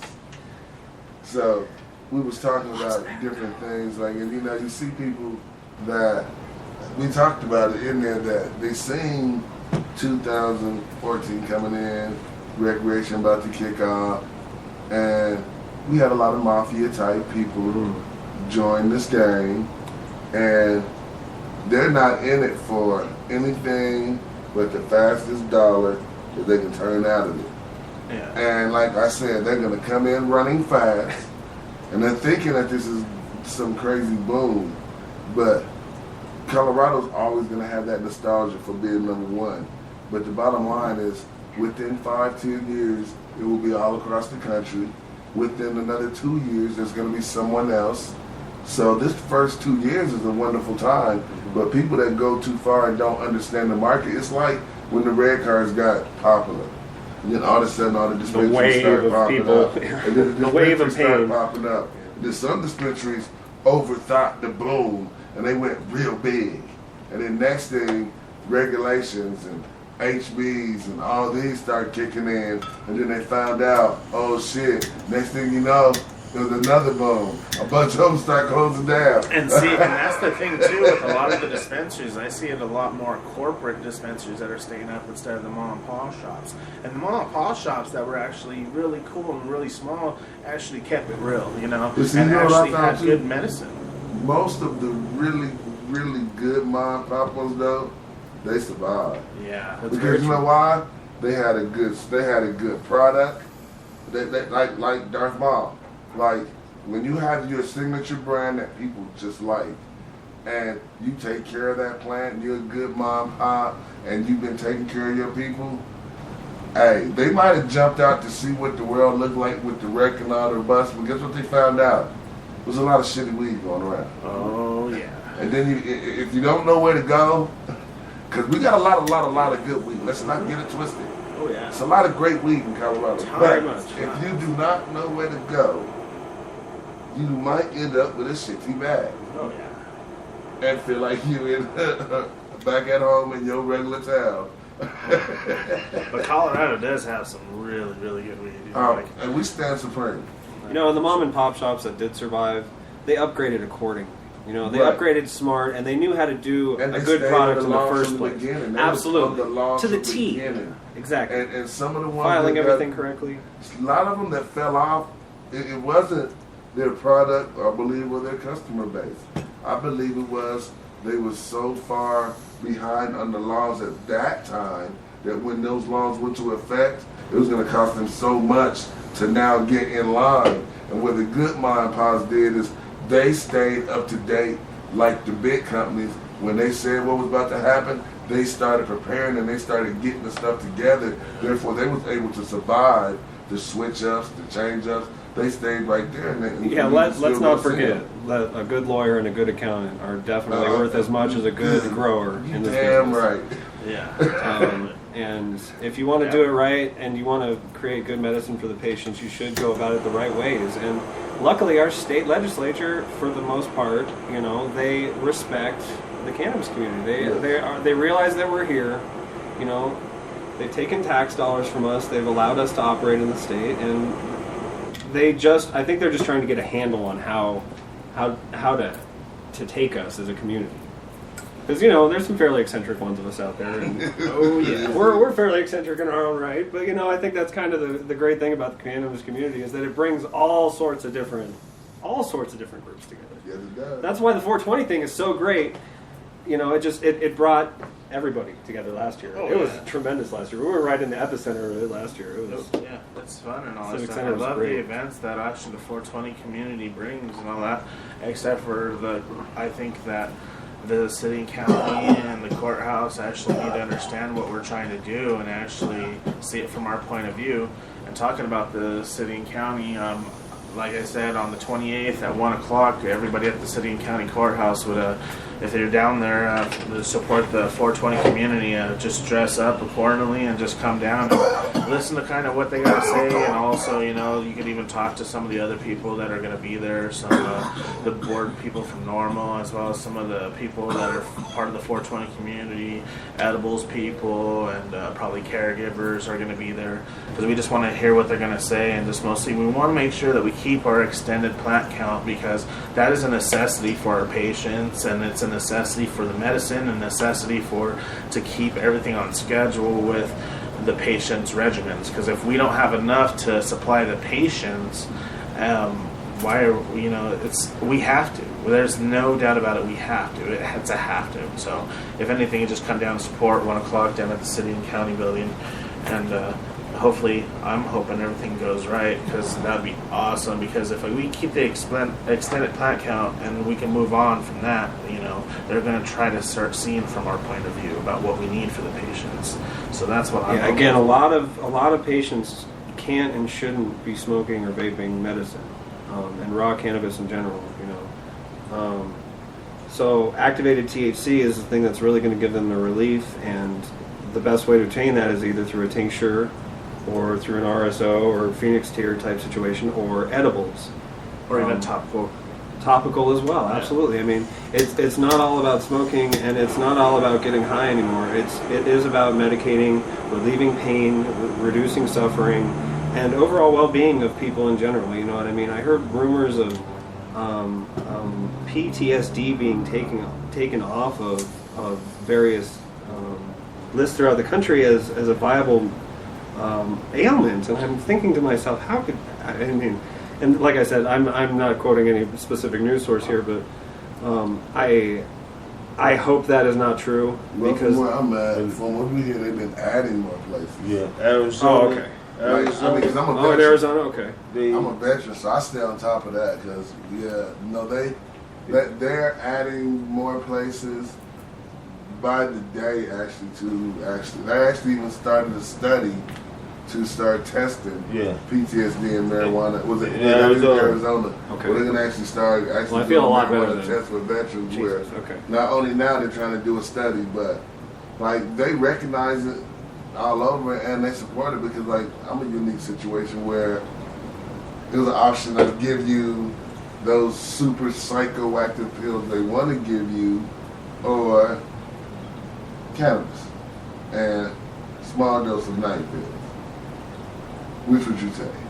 Whole bunch Seems of like a no-brainer to psychoactive me. pills, and so they do understand. I guess if you get right doctors. Because that's the thing about it. This is the whole system. So you got to realize some people look at it as, well, no. And a lot of doctors know that whatever makes you feel normal, I'm with you. Right. I don't want you on nothing that don't make you feel normal. And that's just an honest fact, which is a good thing. Well, yeah, that's good. Okay. Dab in the air. Feel a lot better about Everyone that. You know you don't need that dab. Your eyes just starting to open up. When your eyes just starting to Second open win up. coming. Yes, sir. Hey man, I got ding dongs. If anybody like a ding dongs, chocolate bones. I got some chocolate goodness at the cream filling. I got a ding dong. I guess that did come out good, didn't it? Oh yeah, I got a ding dong. Sincerely hoping hostess, man. Sincerely. Yes, it's hostess. Right? It's a hostess thing, dog. Damn you, Darth Maul. And struck again. The munchies are kicking in. That dark side coming in. He's like, hey, I don't know you people on the other side is like, really? No, really? Wow. There's a ding dong, Okay. Moving on. But yeah, talking about my cookbook though, actually, let's get rolling on that, because I'm talking about food and munchies. I just was thinking about it, cooking. So, won't you right now? I'm gonna let you take over the show. Won't you talk about everything you want to make sure you get out that all the fans need to know that's going on with Big Sal? All right. Well, most likely this is actually a pretty busy weekend for me. Tomorrow I'm actually gonna be. Tomorrow I'll be down at the courthouse at 1 o'clock, and then I actually have a documentary to shoot with some people who are actually going to be interviewing me for a documentary I'm going to be in about weed. And then on Saturday we have the Medicated Chef competition, and there's that's a really big thing. I want to get everybody's support in, is once they could come down and just try to vote for me, kind of come see what I'm working with. Like I said, it's not just a passion, it's a lifestyle. I've been working on cannabis as well as working with edibles and as well as food for about almost 20 years, literally, because I've been starting when I was like a wee grasshopper with my mom, and then learning how to cook from her and learning how to cook from everybody else. It was just kind of a lifestyle because, everybody got to eat. So I always thought it was really good just to learn how to take care of myself. So that was one of the things, was learning how to cook really good, because, half the girlfriends I've even been with don't even know how to cook as good as I do. So I usually become the cook anyway. So. It's like me. I am the chef. But then, this medicated chef competition is going to be kind of a big thing because I kind of want to be labeled and start getting kind of like a trademark on myself about being a medicated chef with the cookbooks and also getting everything rolling with Colorado. And I think everybody could learn a little bit from me. I do have I like being a teacher. I'm not going to say I know everything, but I will always be learning as much as I can, as well as teach people. Knowledge is power, and I just mostly think you should pass it on as much as you can. And just mostly with the cookbook, there's going to be everything. You're going to learn how to infuse your own products. You're going to have to learn how to make your own regimen for how everything tastes. You get from coconut oil, different oils, different type of lipids and stuff like that. The cookbook is actually really healthy too. I'm going to have a lot of healthy stuff in there. A lot of fruits, a lot of vegetables. Teaching people how to cook with even a lot of fruit, because a lot of people don't like to cook with fruit, but I'll teach them how to make a nice little sweetness to go with it. How to make them a homemade cranberry sauce to go with their turkey. And actually I've heard, because over at Thanksgiving, that was another thing. Over at the meet and greet Thanksgiving, I made a medicated cranberry sauce and a medicated mashed potatoes with medicated green bean casserole for Thanksgiving, and I got a lot of hits off of all the stuff I made there, and people loved it. And one of the big hits was the medicated cranberry sauce. People were asking me how I made it, what did I do to infuse it. It tasted really good and stuff like that. So, and if there are going to be certain recipes that are healthier than others, but I still want to try to make sure I go from everything from appetizers to smoothies to entrees to even salad dressings and salads and desserts, like I was talking about, and everything's going to be infused. And I mostly teaching everybody almost all my secrets. I want to leave a legacy before everything goes up. I want to leave my name here in stone so everyone knows a good learning curve too, because that book will be around for years and years, Yes, it will. And you never know when your time's up, never know, but I want to leave that legacy so everyone can learn from me, and I think I'm pretty knowledgeable on that part with even from growing too. I might later on come out with a growing book later on and have certain pictures and certain styles of what we do, and but right now I want to mostly do the cookbook and see how everything goes with that, because it's learning curve for everybody. But I've been doing it for years, and a lot of people are starting just to barely get into it. And I think that book, if they buy it, I guarantee they're going to learn a lot, or if not something, and at least it can be a guideline too. People don't have to stand by and look at the recipe and do it accordingly. They could do it to how they want their taste to be. It's just mostly a guideline too. So so that's me. I like to get a good recipe and be like, okay, I can eat this and this with it, but I can't eat this. I'm not to make it like this and then not put things in it. Everybody has different tastes. Exactly. Right? Yeah. But it's just mostly teaching people how to infuse them. And that's the hardest part, because over infusing and under infusing. And also in the book, I'm going to have a little biography talking about how I came up to the idea, and also how long I've been cooking and how long I've been working with cannabis and stuff too at the beginning of the book. So it'll tell a little bit about me before you even try to even get the whole background of all the recipes. Because I'm going to have a little bit of entrees from a little bit of everything, from like Hawaiian to Italian to Mexican to even regular American cuisine, just everything, I might even put a little bit of Vietnamese in there, you never know. It's all world cuisines though. You had mentioned over and under infusing too. We're also going to put kind of a general guide to not only when you're making your butter and when you're making your infusions, to kind of give you an idea of dosing. You know what I mean? To give you kind of like a chart of how to dose it and how to at least generalize the milligram per ounce that you're consuming.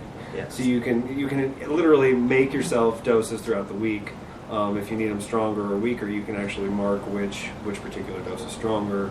You can really titrate it well to your particular situation. Yeah, some people will try to say that like 1 gram of keef is 1,000 milligrams in digestion. Like when you throw it into like your food or your infused food, that calculates as 1,000 milligrams. And I don't know if that's true or not, but we're going to try to get down to seeing what exactly it is that is for the milligrams per entree and stuff like that. Just try to help people out because certain people could take little amounts, some people could take a lot more than others. Yeah, so we want to teach people how to infuse it and have a guideline so they can infuse it to their tolerance. Yeah, again, it's only guidelines because everybody's different and everybody's ailments are different. So just like the pain chart at the doctor where they tell you 1 or 10, it's kind of the same thing. It's like how much cannabis can you consume comfortably to help you?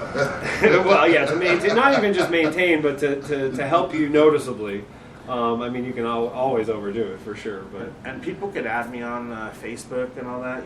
Just how do they do that? Just go to my real name is Salaminio Martin, but you could find me under Facebook like that. But I would rather people go to my like page. I'm gonna have a Big Sal page coming out here pretty soon because I would even talk about the same things, but not have so much personal stuff, But if anything, if they get on Facebook, they can learn a lot of stuff that's going on with us in the community and what we're doing. But then also, our Cannabis Life clothing company will be coming out too. So we'll have a lot of stuff coming out here soon. And Jason actually could talk to you a lot about that too, about some of the designs. Because me and him, he's the graphic designer and also owner of Cannabis Life clothing company, as well as we both work on the designs together, and we've been working on this for years, but it's finally come together so that we could actually come out with it.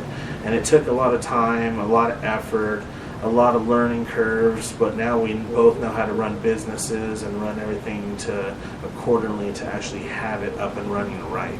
And I think the community's kind of ready too. And I think the it's kind of matured up enough. And yeah, the whole Cannabis Life clothing company thing is about basically everybody who's in the community. From patients to growers to grow stores to pipe shops. Anybody who's representing for cannabis, whether they know it or not, is part of Cannabis Life. And it's really, like Sal was saying the whole time, it's a lifestyle for us. We've been in the cannabis industry and around cannabis for the majority of our lives. And it's something that's always been around us, and it's always been a positive thing in our lives. We've never seen it in a negative light and affect. I've lost, a fair few friends to drunk driving and things like that, and cannabis has never affected my life negatively like alcohol or any of the other things that I've seen around the scenes. And I went to Adam City here. If anybody from here remembers back in the days in the 80s in Adam City, it was a time where cars used to try to race the trains. Oh. And they try to beat the train and cut across. And 2-3 times a year, going to Adam City, you're going to go to a friend's friend and usually find out they was leaving the party drunk, and now they want to race the train and they didn't beat it. Yeah, and you don't see people making completely irrational decisions like that on cannabis. No, of course Nobody not. And the whole DUI thing with cannabis, that's crap. And any logical police officer, I challenge them to hand somebody with any kind of respect, or I should say experience with cannabis, and see them in an intoxicated light. Any police officer, which most of them as a teenager at one point in their life experienced cannabis, and absolutely. They know as an individual that cannabis didn't do that to them. And more than likely, they choose a drug of choice of their own every single day. You know what I mean? Or whenever they choose to. It's nobody's right to tell them when to do what they want. I know certain officers that actually medicate while they're offering.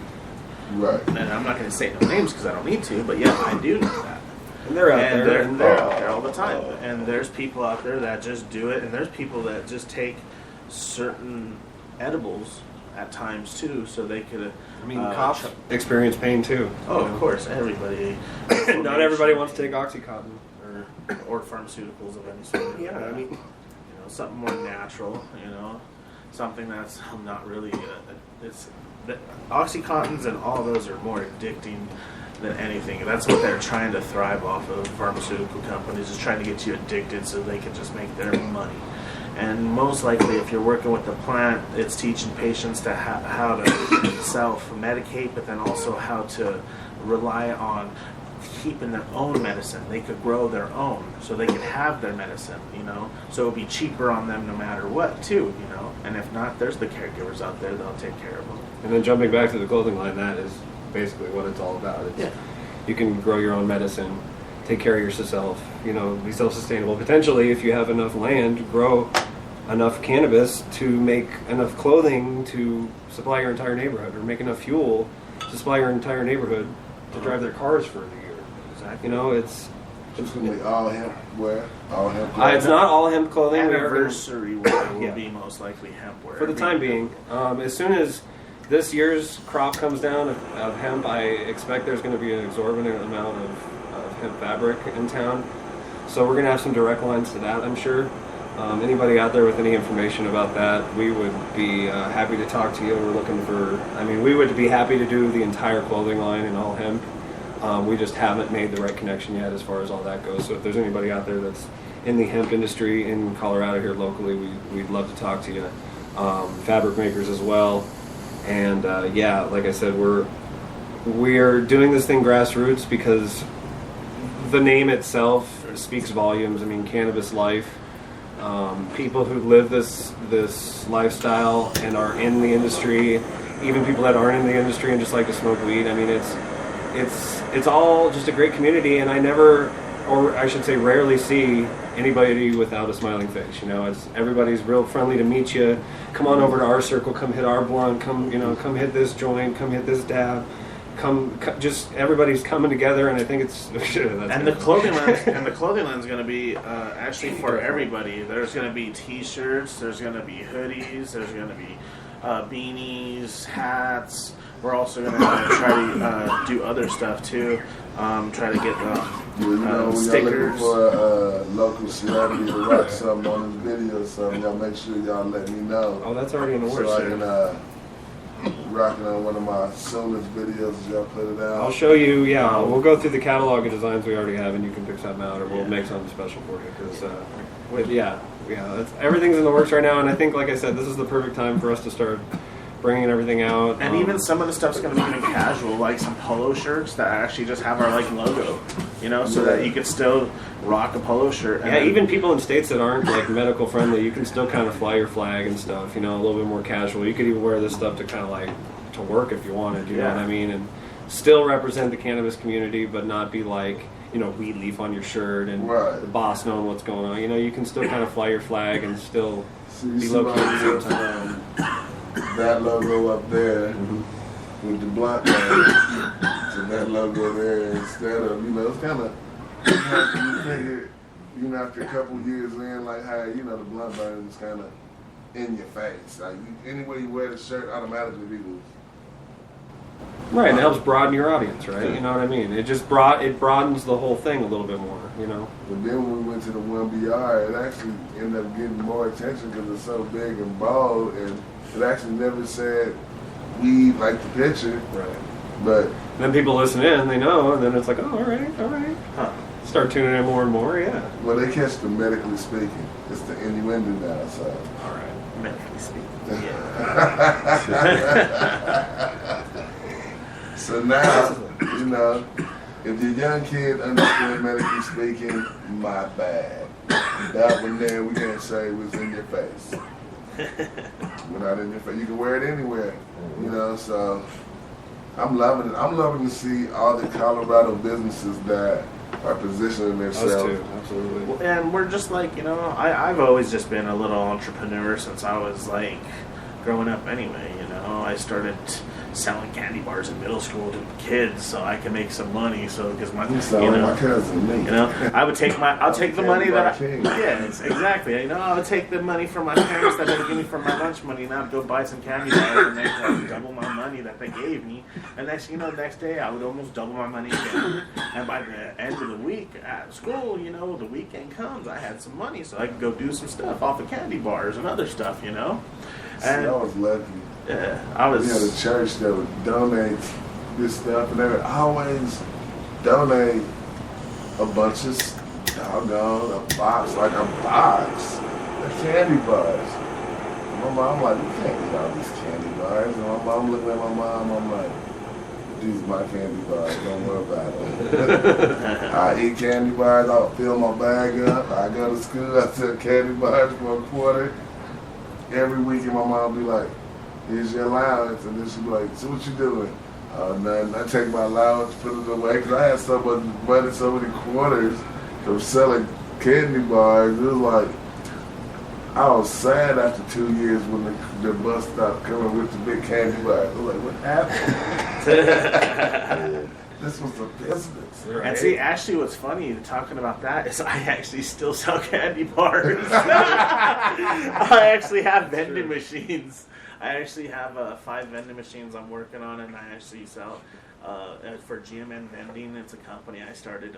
GMN stands for Goodies and Munchies, but it's also initials of my dad, Gary Martin. So I put a little twist onto it, you know. So I started that company. So I actually sell drinks and vending stuff. So. And ever since I was little, I've been doing candy bars and working my way up, you know, and just started doing stuff with cannabis, and then started just doing that, you know. So whipping out the ding dongs, huh? The hostess ding dongs, the munchies. Yeah, the way she said for the confusion. Hostess. You gave them a plug, man. They owe us some money, right? Free advertising. He said, no, they cannot think he whipped out the ding dong. I can't say that. That's hostess. But, yeah, sure. I'll take it. Sure.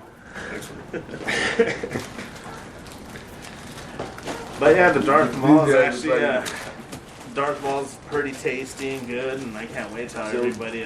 Does a 6-second ring work with that? What is that?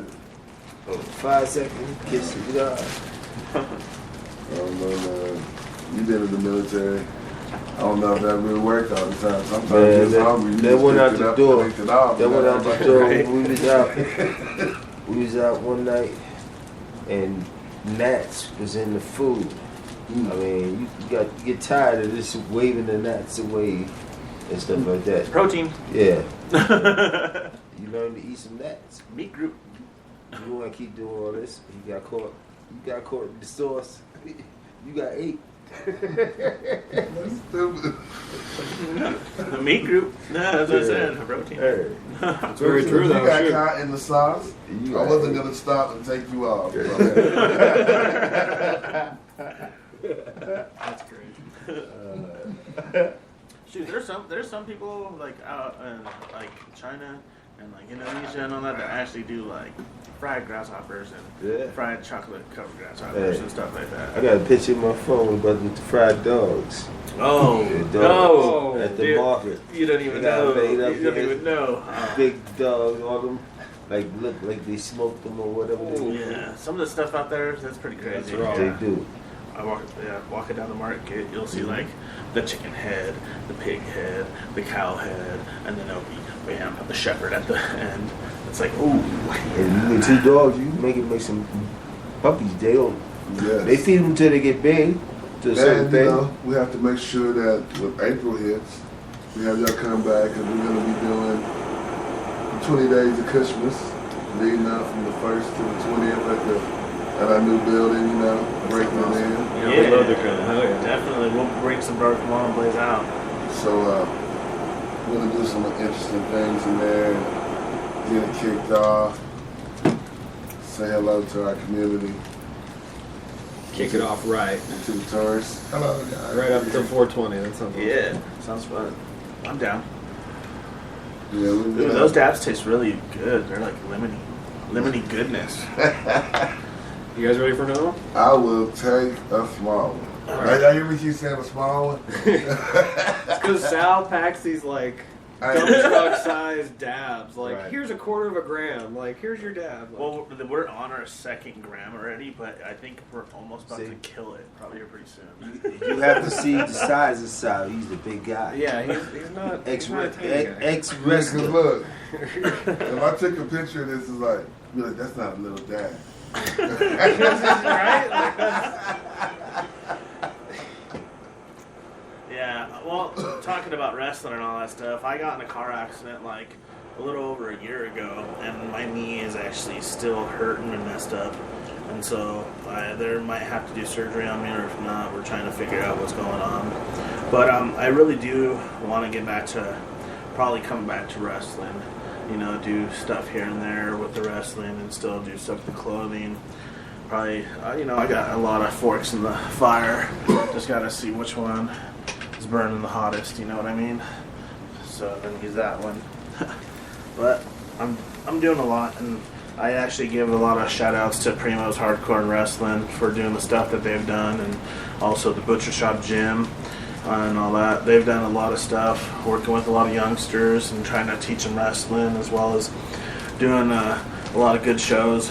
Some newer shows will probably be coming out sooner or later. I'll probably be talking to the promoter sooner, so we can probably get some stuff rolling too. But after my lawsuits and all my stuff, then I'll maybe see if I could go back to wrestling. But until then, it's just mostly medicated cooking and a lot of cannabis. And a lot of dabs and coffee. Dabs and coffee. Shout out to Joey T if he's listening. Yeah, we need to hang out with Joey T. Yeah, I don't contact him all. But yeah, actually, he's supposed to be opening up for Static X here pretty soon over at the Roxy Theater. So that's going to be a pretty He's got good a metal show. band called Harvest the Murder. They're going to be playing with Wayne Static. Yeah. With the Gothic, you said? Yeah.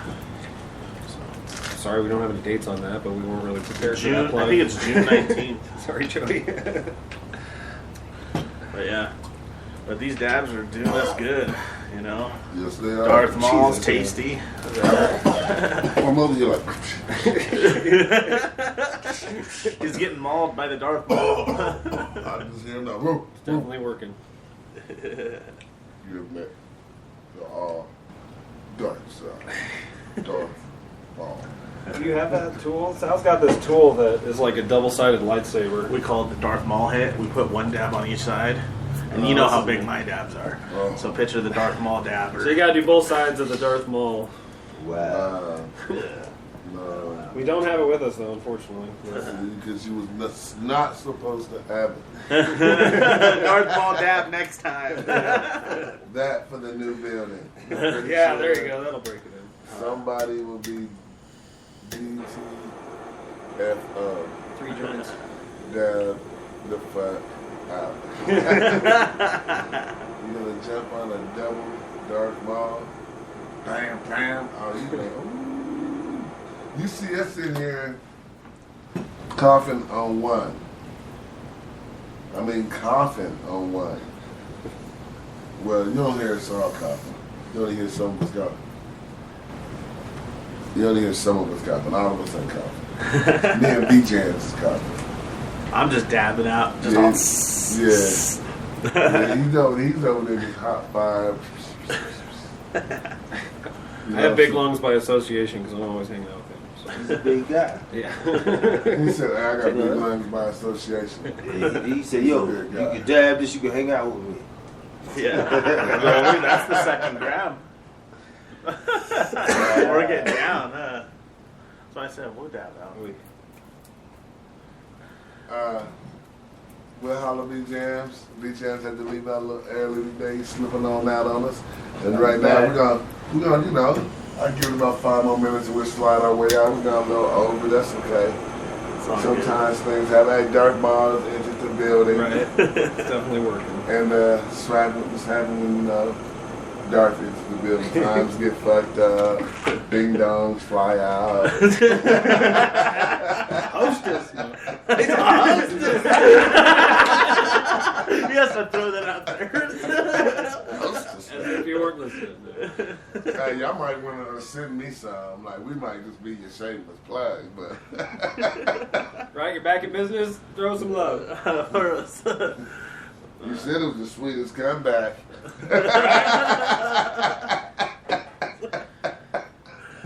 Watch if a case doesn't show up outside your door tomorrow. We're back to selling candy bars now. Ding Got dong. the direct plug on the ding dongs. That's my guy. What's his name again? Kush. Yes, Kush. You ready for another one? Oh, not yet. Lordy. See, look. I got a breathe for heaven's sake. I still got this one right here. Look, right there. Damn, that shit's So let's get it there right there. Oh, yeah. Blazing with me, man. Shoot, I smoke enough to keep a small army high. I know. While we got another second here, what do you guys think about that whole secret cup thing? Like 80s, what was it, 86 or 85% of the entries weren't allowed to compete because their PPM residual parts per million were too high. The pentane, what was it? It was... it's isobutane is the major, I think, the major component in the butane, and then there's, the one that shows the pentane.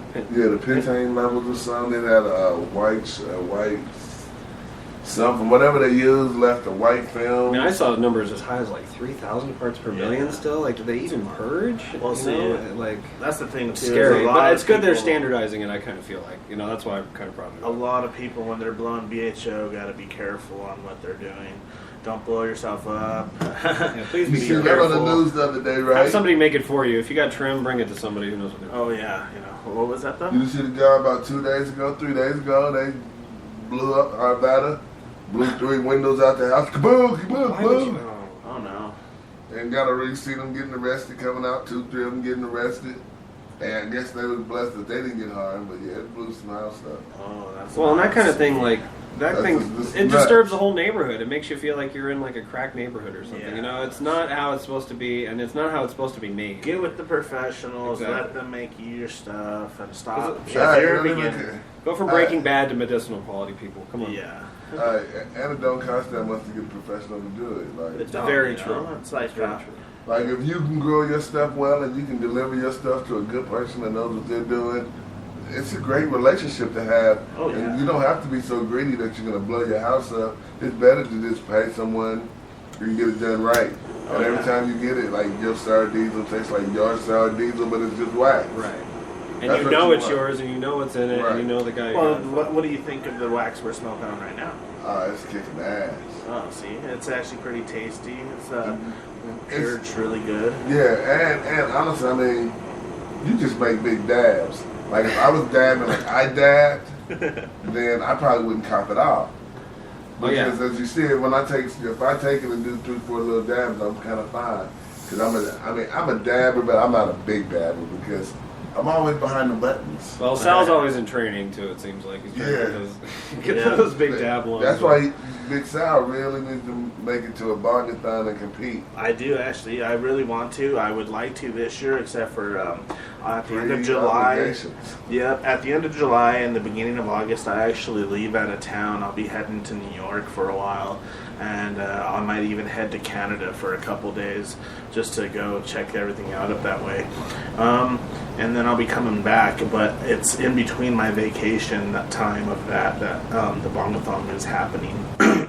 But I think next year I'll probably try to shoot to go to the Bongathon and try to see if I could get a title of smoking some good dabs or something like that. Or I'll probably the guy last year to 27. 20 what? 27 dabs to win it. Oh, dude, how many dabs have we done already? I know, that's what I'm saying. Well, I'm wondering what's going to happen this year. We already went through almost 2 grams. Just smoking, just chilling. That's what I said. I wonder what's going to happen this year now that a lot more people is like, not as like rookies as last year. Right. That I believe that 27 is definitely not the number this year. Oh, see. And if it's the stuff that you could choose, or is it the stuff they choose? I think they had it. See, if it's BYOC, I could totally see that one. Oh, yeah. See, if it's bring your own, yeah. Like, my stuff is really clean. I could smoke this stuff all day long. Shoot, I went through sometimes almost 5 grams one time, just like smoking and dabbing with people. You know, there's times when I went to the meet and greets, I used to take almost a half ounce at a time just to dab people out. And food. And tables and everything else, you know. Yeah. When we show up to the meet and greet, we show up. We just like, I like set to up and show up. I always like to either show up or just like anywhere, you know. Anytime you see me show up, I'm always like, let's blaze out, let's dab out, let's bound to have some Darth Maul, so look for the big guy. Oh yeah, bound to always bound to have some Darth Maul. Yeah, or if not dabs, or if not, you know, I'm blazing something. You know, always out and about. You know, I don't really drink and all that. I'd rather just smoke and chill out with people. You know, I love my liver. I love my body. And so, But if anything, with all the new events coming out, I can't wait for all the 420 community coming together, though, more and more. You know, you get to meet really cool people. I love the people I've been meeting in the community. Man, it's awesome. Lots of good souls. Yeah, definitely. It's definitely been a good 5 years, like I said. I mean, I've been really active in the community. And like I said, like for me, I have a documentary we put together, and it was funny that as we went back, like my very first song in 1992 that I did solo was a weed song. Right.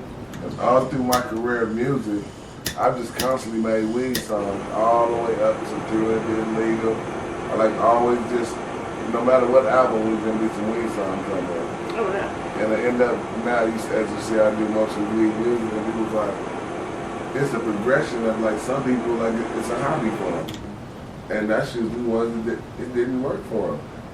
But the ones that's really been involved in this and this has been their passion, even if they got kicked and knocked down and they end up closing, you'll see them come back because they still got their licenses and they're not gonna lose. Yeah, that's how you really see somebody's commitment to cannabis when they have to like work with it for a while. And see, like, get behind a grow room or behind the counter, it's a whole different thing. I've worked in some pretty big grows, and I've worked in some small grows. I've helped consult with people, and I help out as best I can, but and I still do what I can, and I'm just a very humble person, and I'm a very humble grower to what I do. I love what I do.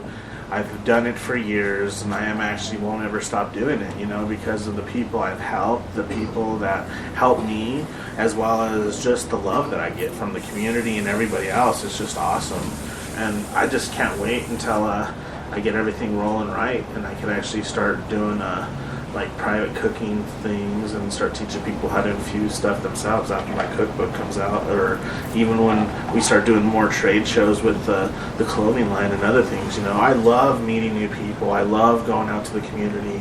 I don't mind shaking hands with new people. If you see me out there, I look like a big scary guy and all that stuff, pierced up and big goatee and big guy.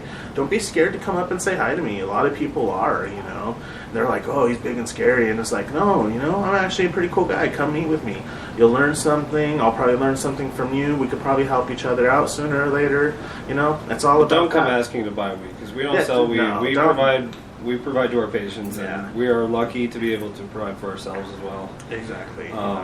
We would be happy to share with you and smoke a dab or smoke a bowl or something like that, but I don't sell weed. I'm not doing that. So I'm come say hi to us, though. We're always down to say what up and talk about the clothing line and what we got coming up, and show you pictures of our work. And exactly, we have all types of records or even pictures of all of our work that we've done over the years, of like the grows or even like the other things, because I will consult with people if they're having problems, if they have nutrient deficiencies. I'll tell them what's going on, or even if they want to come up to me and learn how to do certain hashes, or if they're having problems, because I do a little bit of everything from the growing to the concentrates, so all that stuff, but it's more for my patients and me and stuff like that, so we can handle our medicine and stuff. But then also with the cooking, and once we get, like I said, the more trade shows we start doing with the clothing line, that's going to be awesome, because I love meeting new people. That's going to go. I like trade shows. Yeah, anybody with the hemp hookup, again, we're looking. So. Oh yeah, definitely. Like, it's tiring, but it's so fun. Well,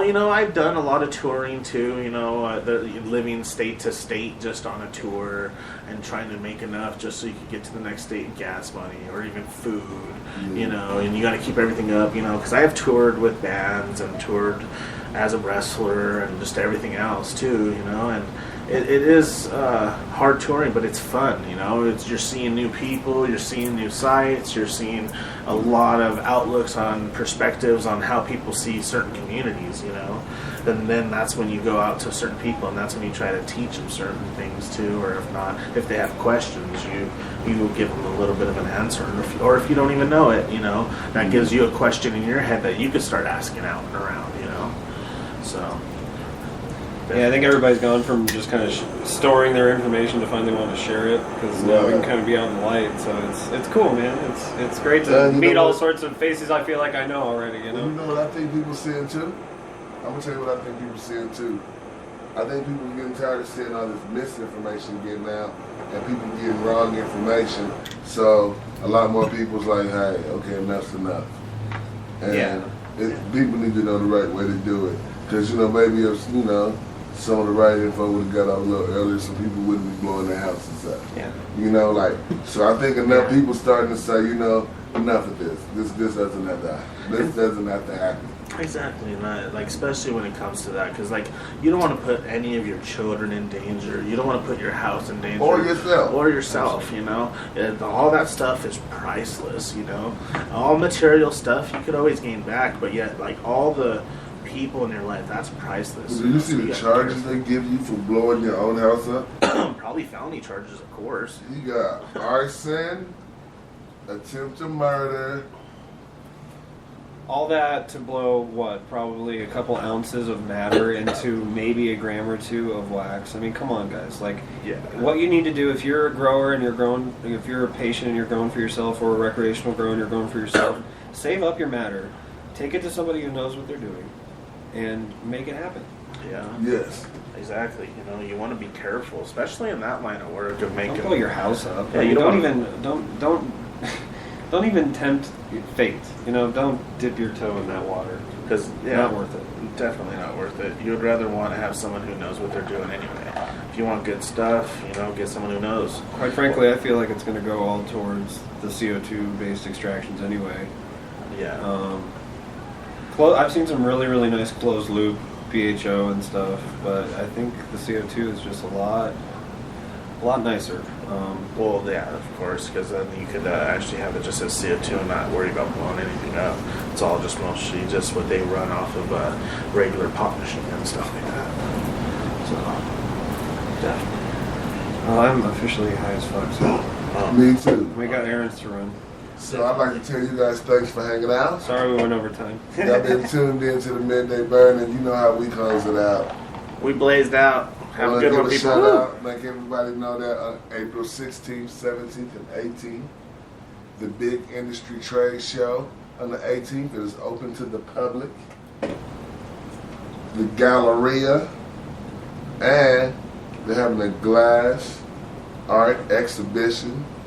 It costs $24.50, but in April, if you're tuned in when we do the 20 Days of Christmas, we will be giving away passes to get in. So stay tuned, roll a joint, fill a blunt, dab a time or 2 or 3, and do something for somebody other than your goddamn self. SOS. Smoke one, son. Yeah. We'll see y'all tomorrow. Peace. I don't know what they're really expecting from this content. Everybody's doing that Tech 9 double time flow, lyrical miracle bullshit. I want to hear metaphors. I want to hear punchlines, man. Word up. Fuck that. My truck got a brain, drive around, word bending. Googling the hood of my car, got a search engine. Might prowl like a psycho or a night owl. So high the sky clouds are right below my eyebrows. Flow spill to your mama cold chills. I do a drive-by, call the victim roadkill. Smack people, stalking, acting evil. Bust the guns and try to tell like coffee how I cappuccino. Hopping off the Richter, rocking off a liquor. High enough to even be the octopus at Twister.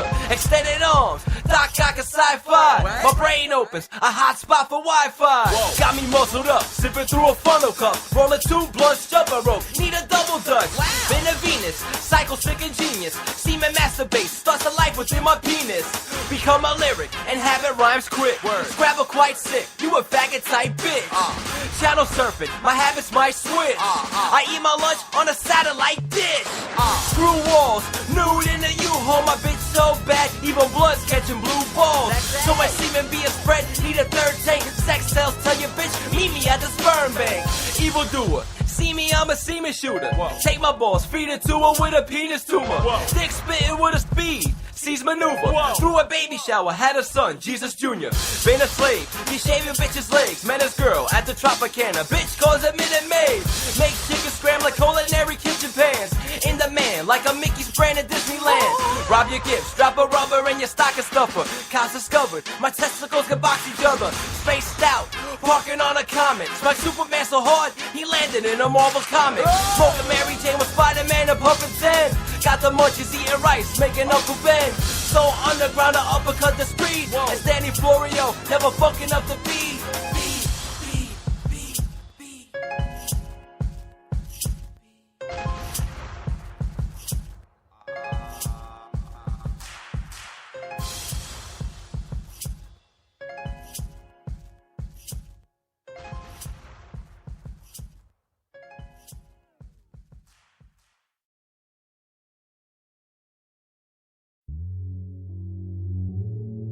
Yeah.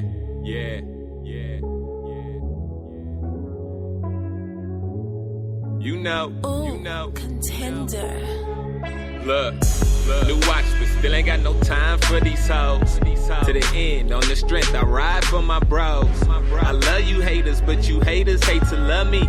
Is it cause I'm doing me and you can't take me from me? Catch me in the lanes, headed to the skies. Try to block and you might end up got. They won't hear your cries. Niggas tried to say I couldn't do it till I did it. Kept perfecting my business, now they all up on my dinner. Look, if you my nigga, be my nigga then. Let's roll this weed and get this money and let's get it in. But instead you pillow talking to them bras, trying to come up on my half. How you do that to your dog? Papa told me only trust them far as you can throw them. Always keep one eye open on them, especially if you know them. So I try to stay 100, but it's crazy how they changed when we was just getting blunted. Now them niggas talking down, but I don't hear them, they ain't saying a thing. Show love when I'm around, yeah, but when I'm gone, they throw dirt on my name. They just some hating ass niggas. They just some hating ass niggas. What? They just some hating ass niggas. Ain't got time for them hating ass niggas. Them hating ass niggas. What? Them hating ass niggas. So gone with your hating ass. New shoes, but still ain't trying to kick it with you niggas. I'm getting bread and wouldn't split a biscuit with you niggas. Ain't round when I'm down, but love me when I'm up. Shit, I knew you wasn't real, no need in trying to front. Smile up in my face, call me bro, then you talking down. Soon as I step foot up out the door, man, you fucking clown. Real niggas a dying breed, cause haters wanting what we got and never what they need. Fucking disease, I was taught to gorilla, always stand and deliver. If you say it, better do it on them hating ass niggas. Always worry about what we do. You hating and we see you, but life's a movie and these bitches waiting on a preview. So I'm about to get ghost like Coachella, cause they ain't touching my circle like propellers. Yeah, so I suggest you get your grind up and quit hating for your shine and your time talking down. They'll go, but I don't hear them, they ain't saying a thing. Show love when I'm around, but when I'm gone, they throw dirt on my name. They just some hating ass niggas. They just some hating ass niggas. Yeah, they just some hating ass niggas. Ain't got time for them hating ass niggas. Them hating ass niggas. What? Them hating ass niggas. So gone with your hating ass.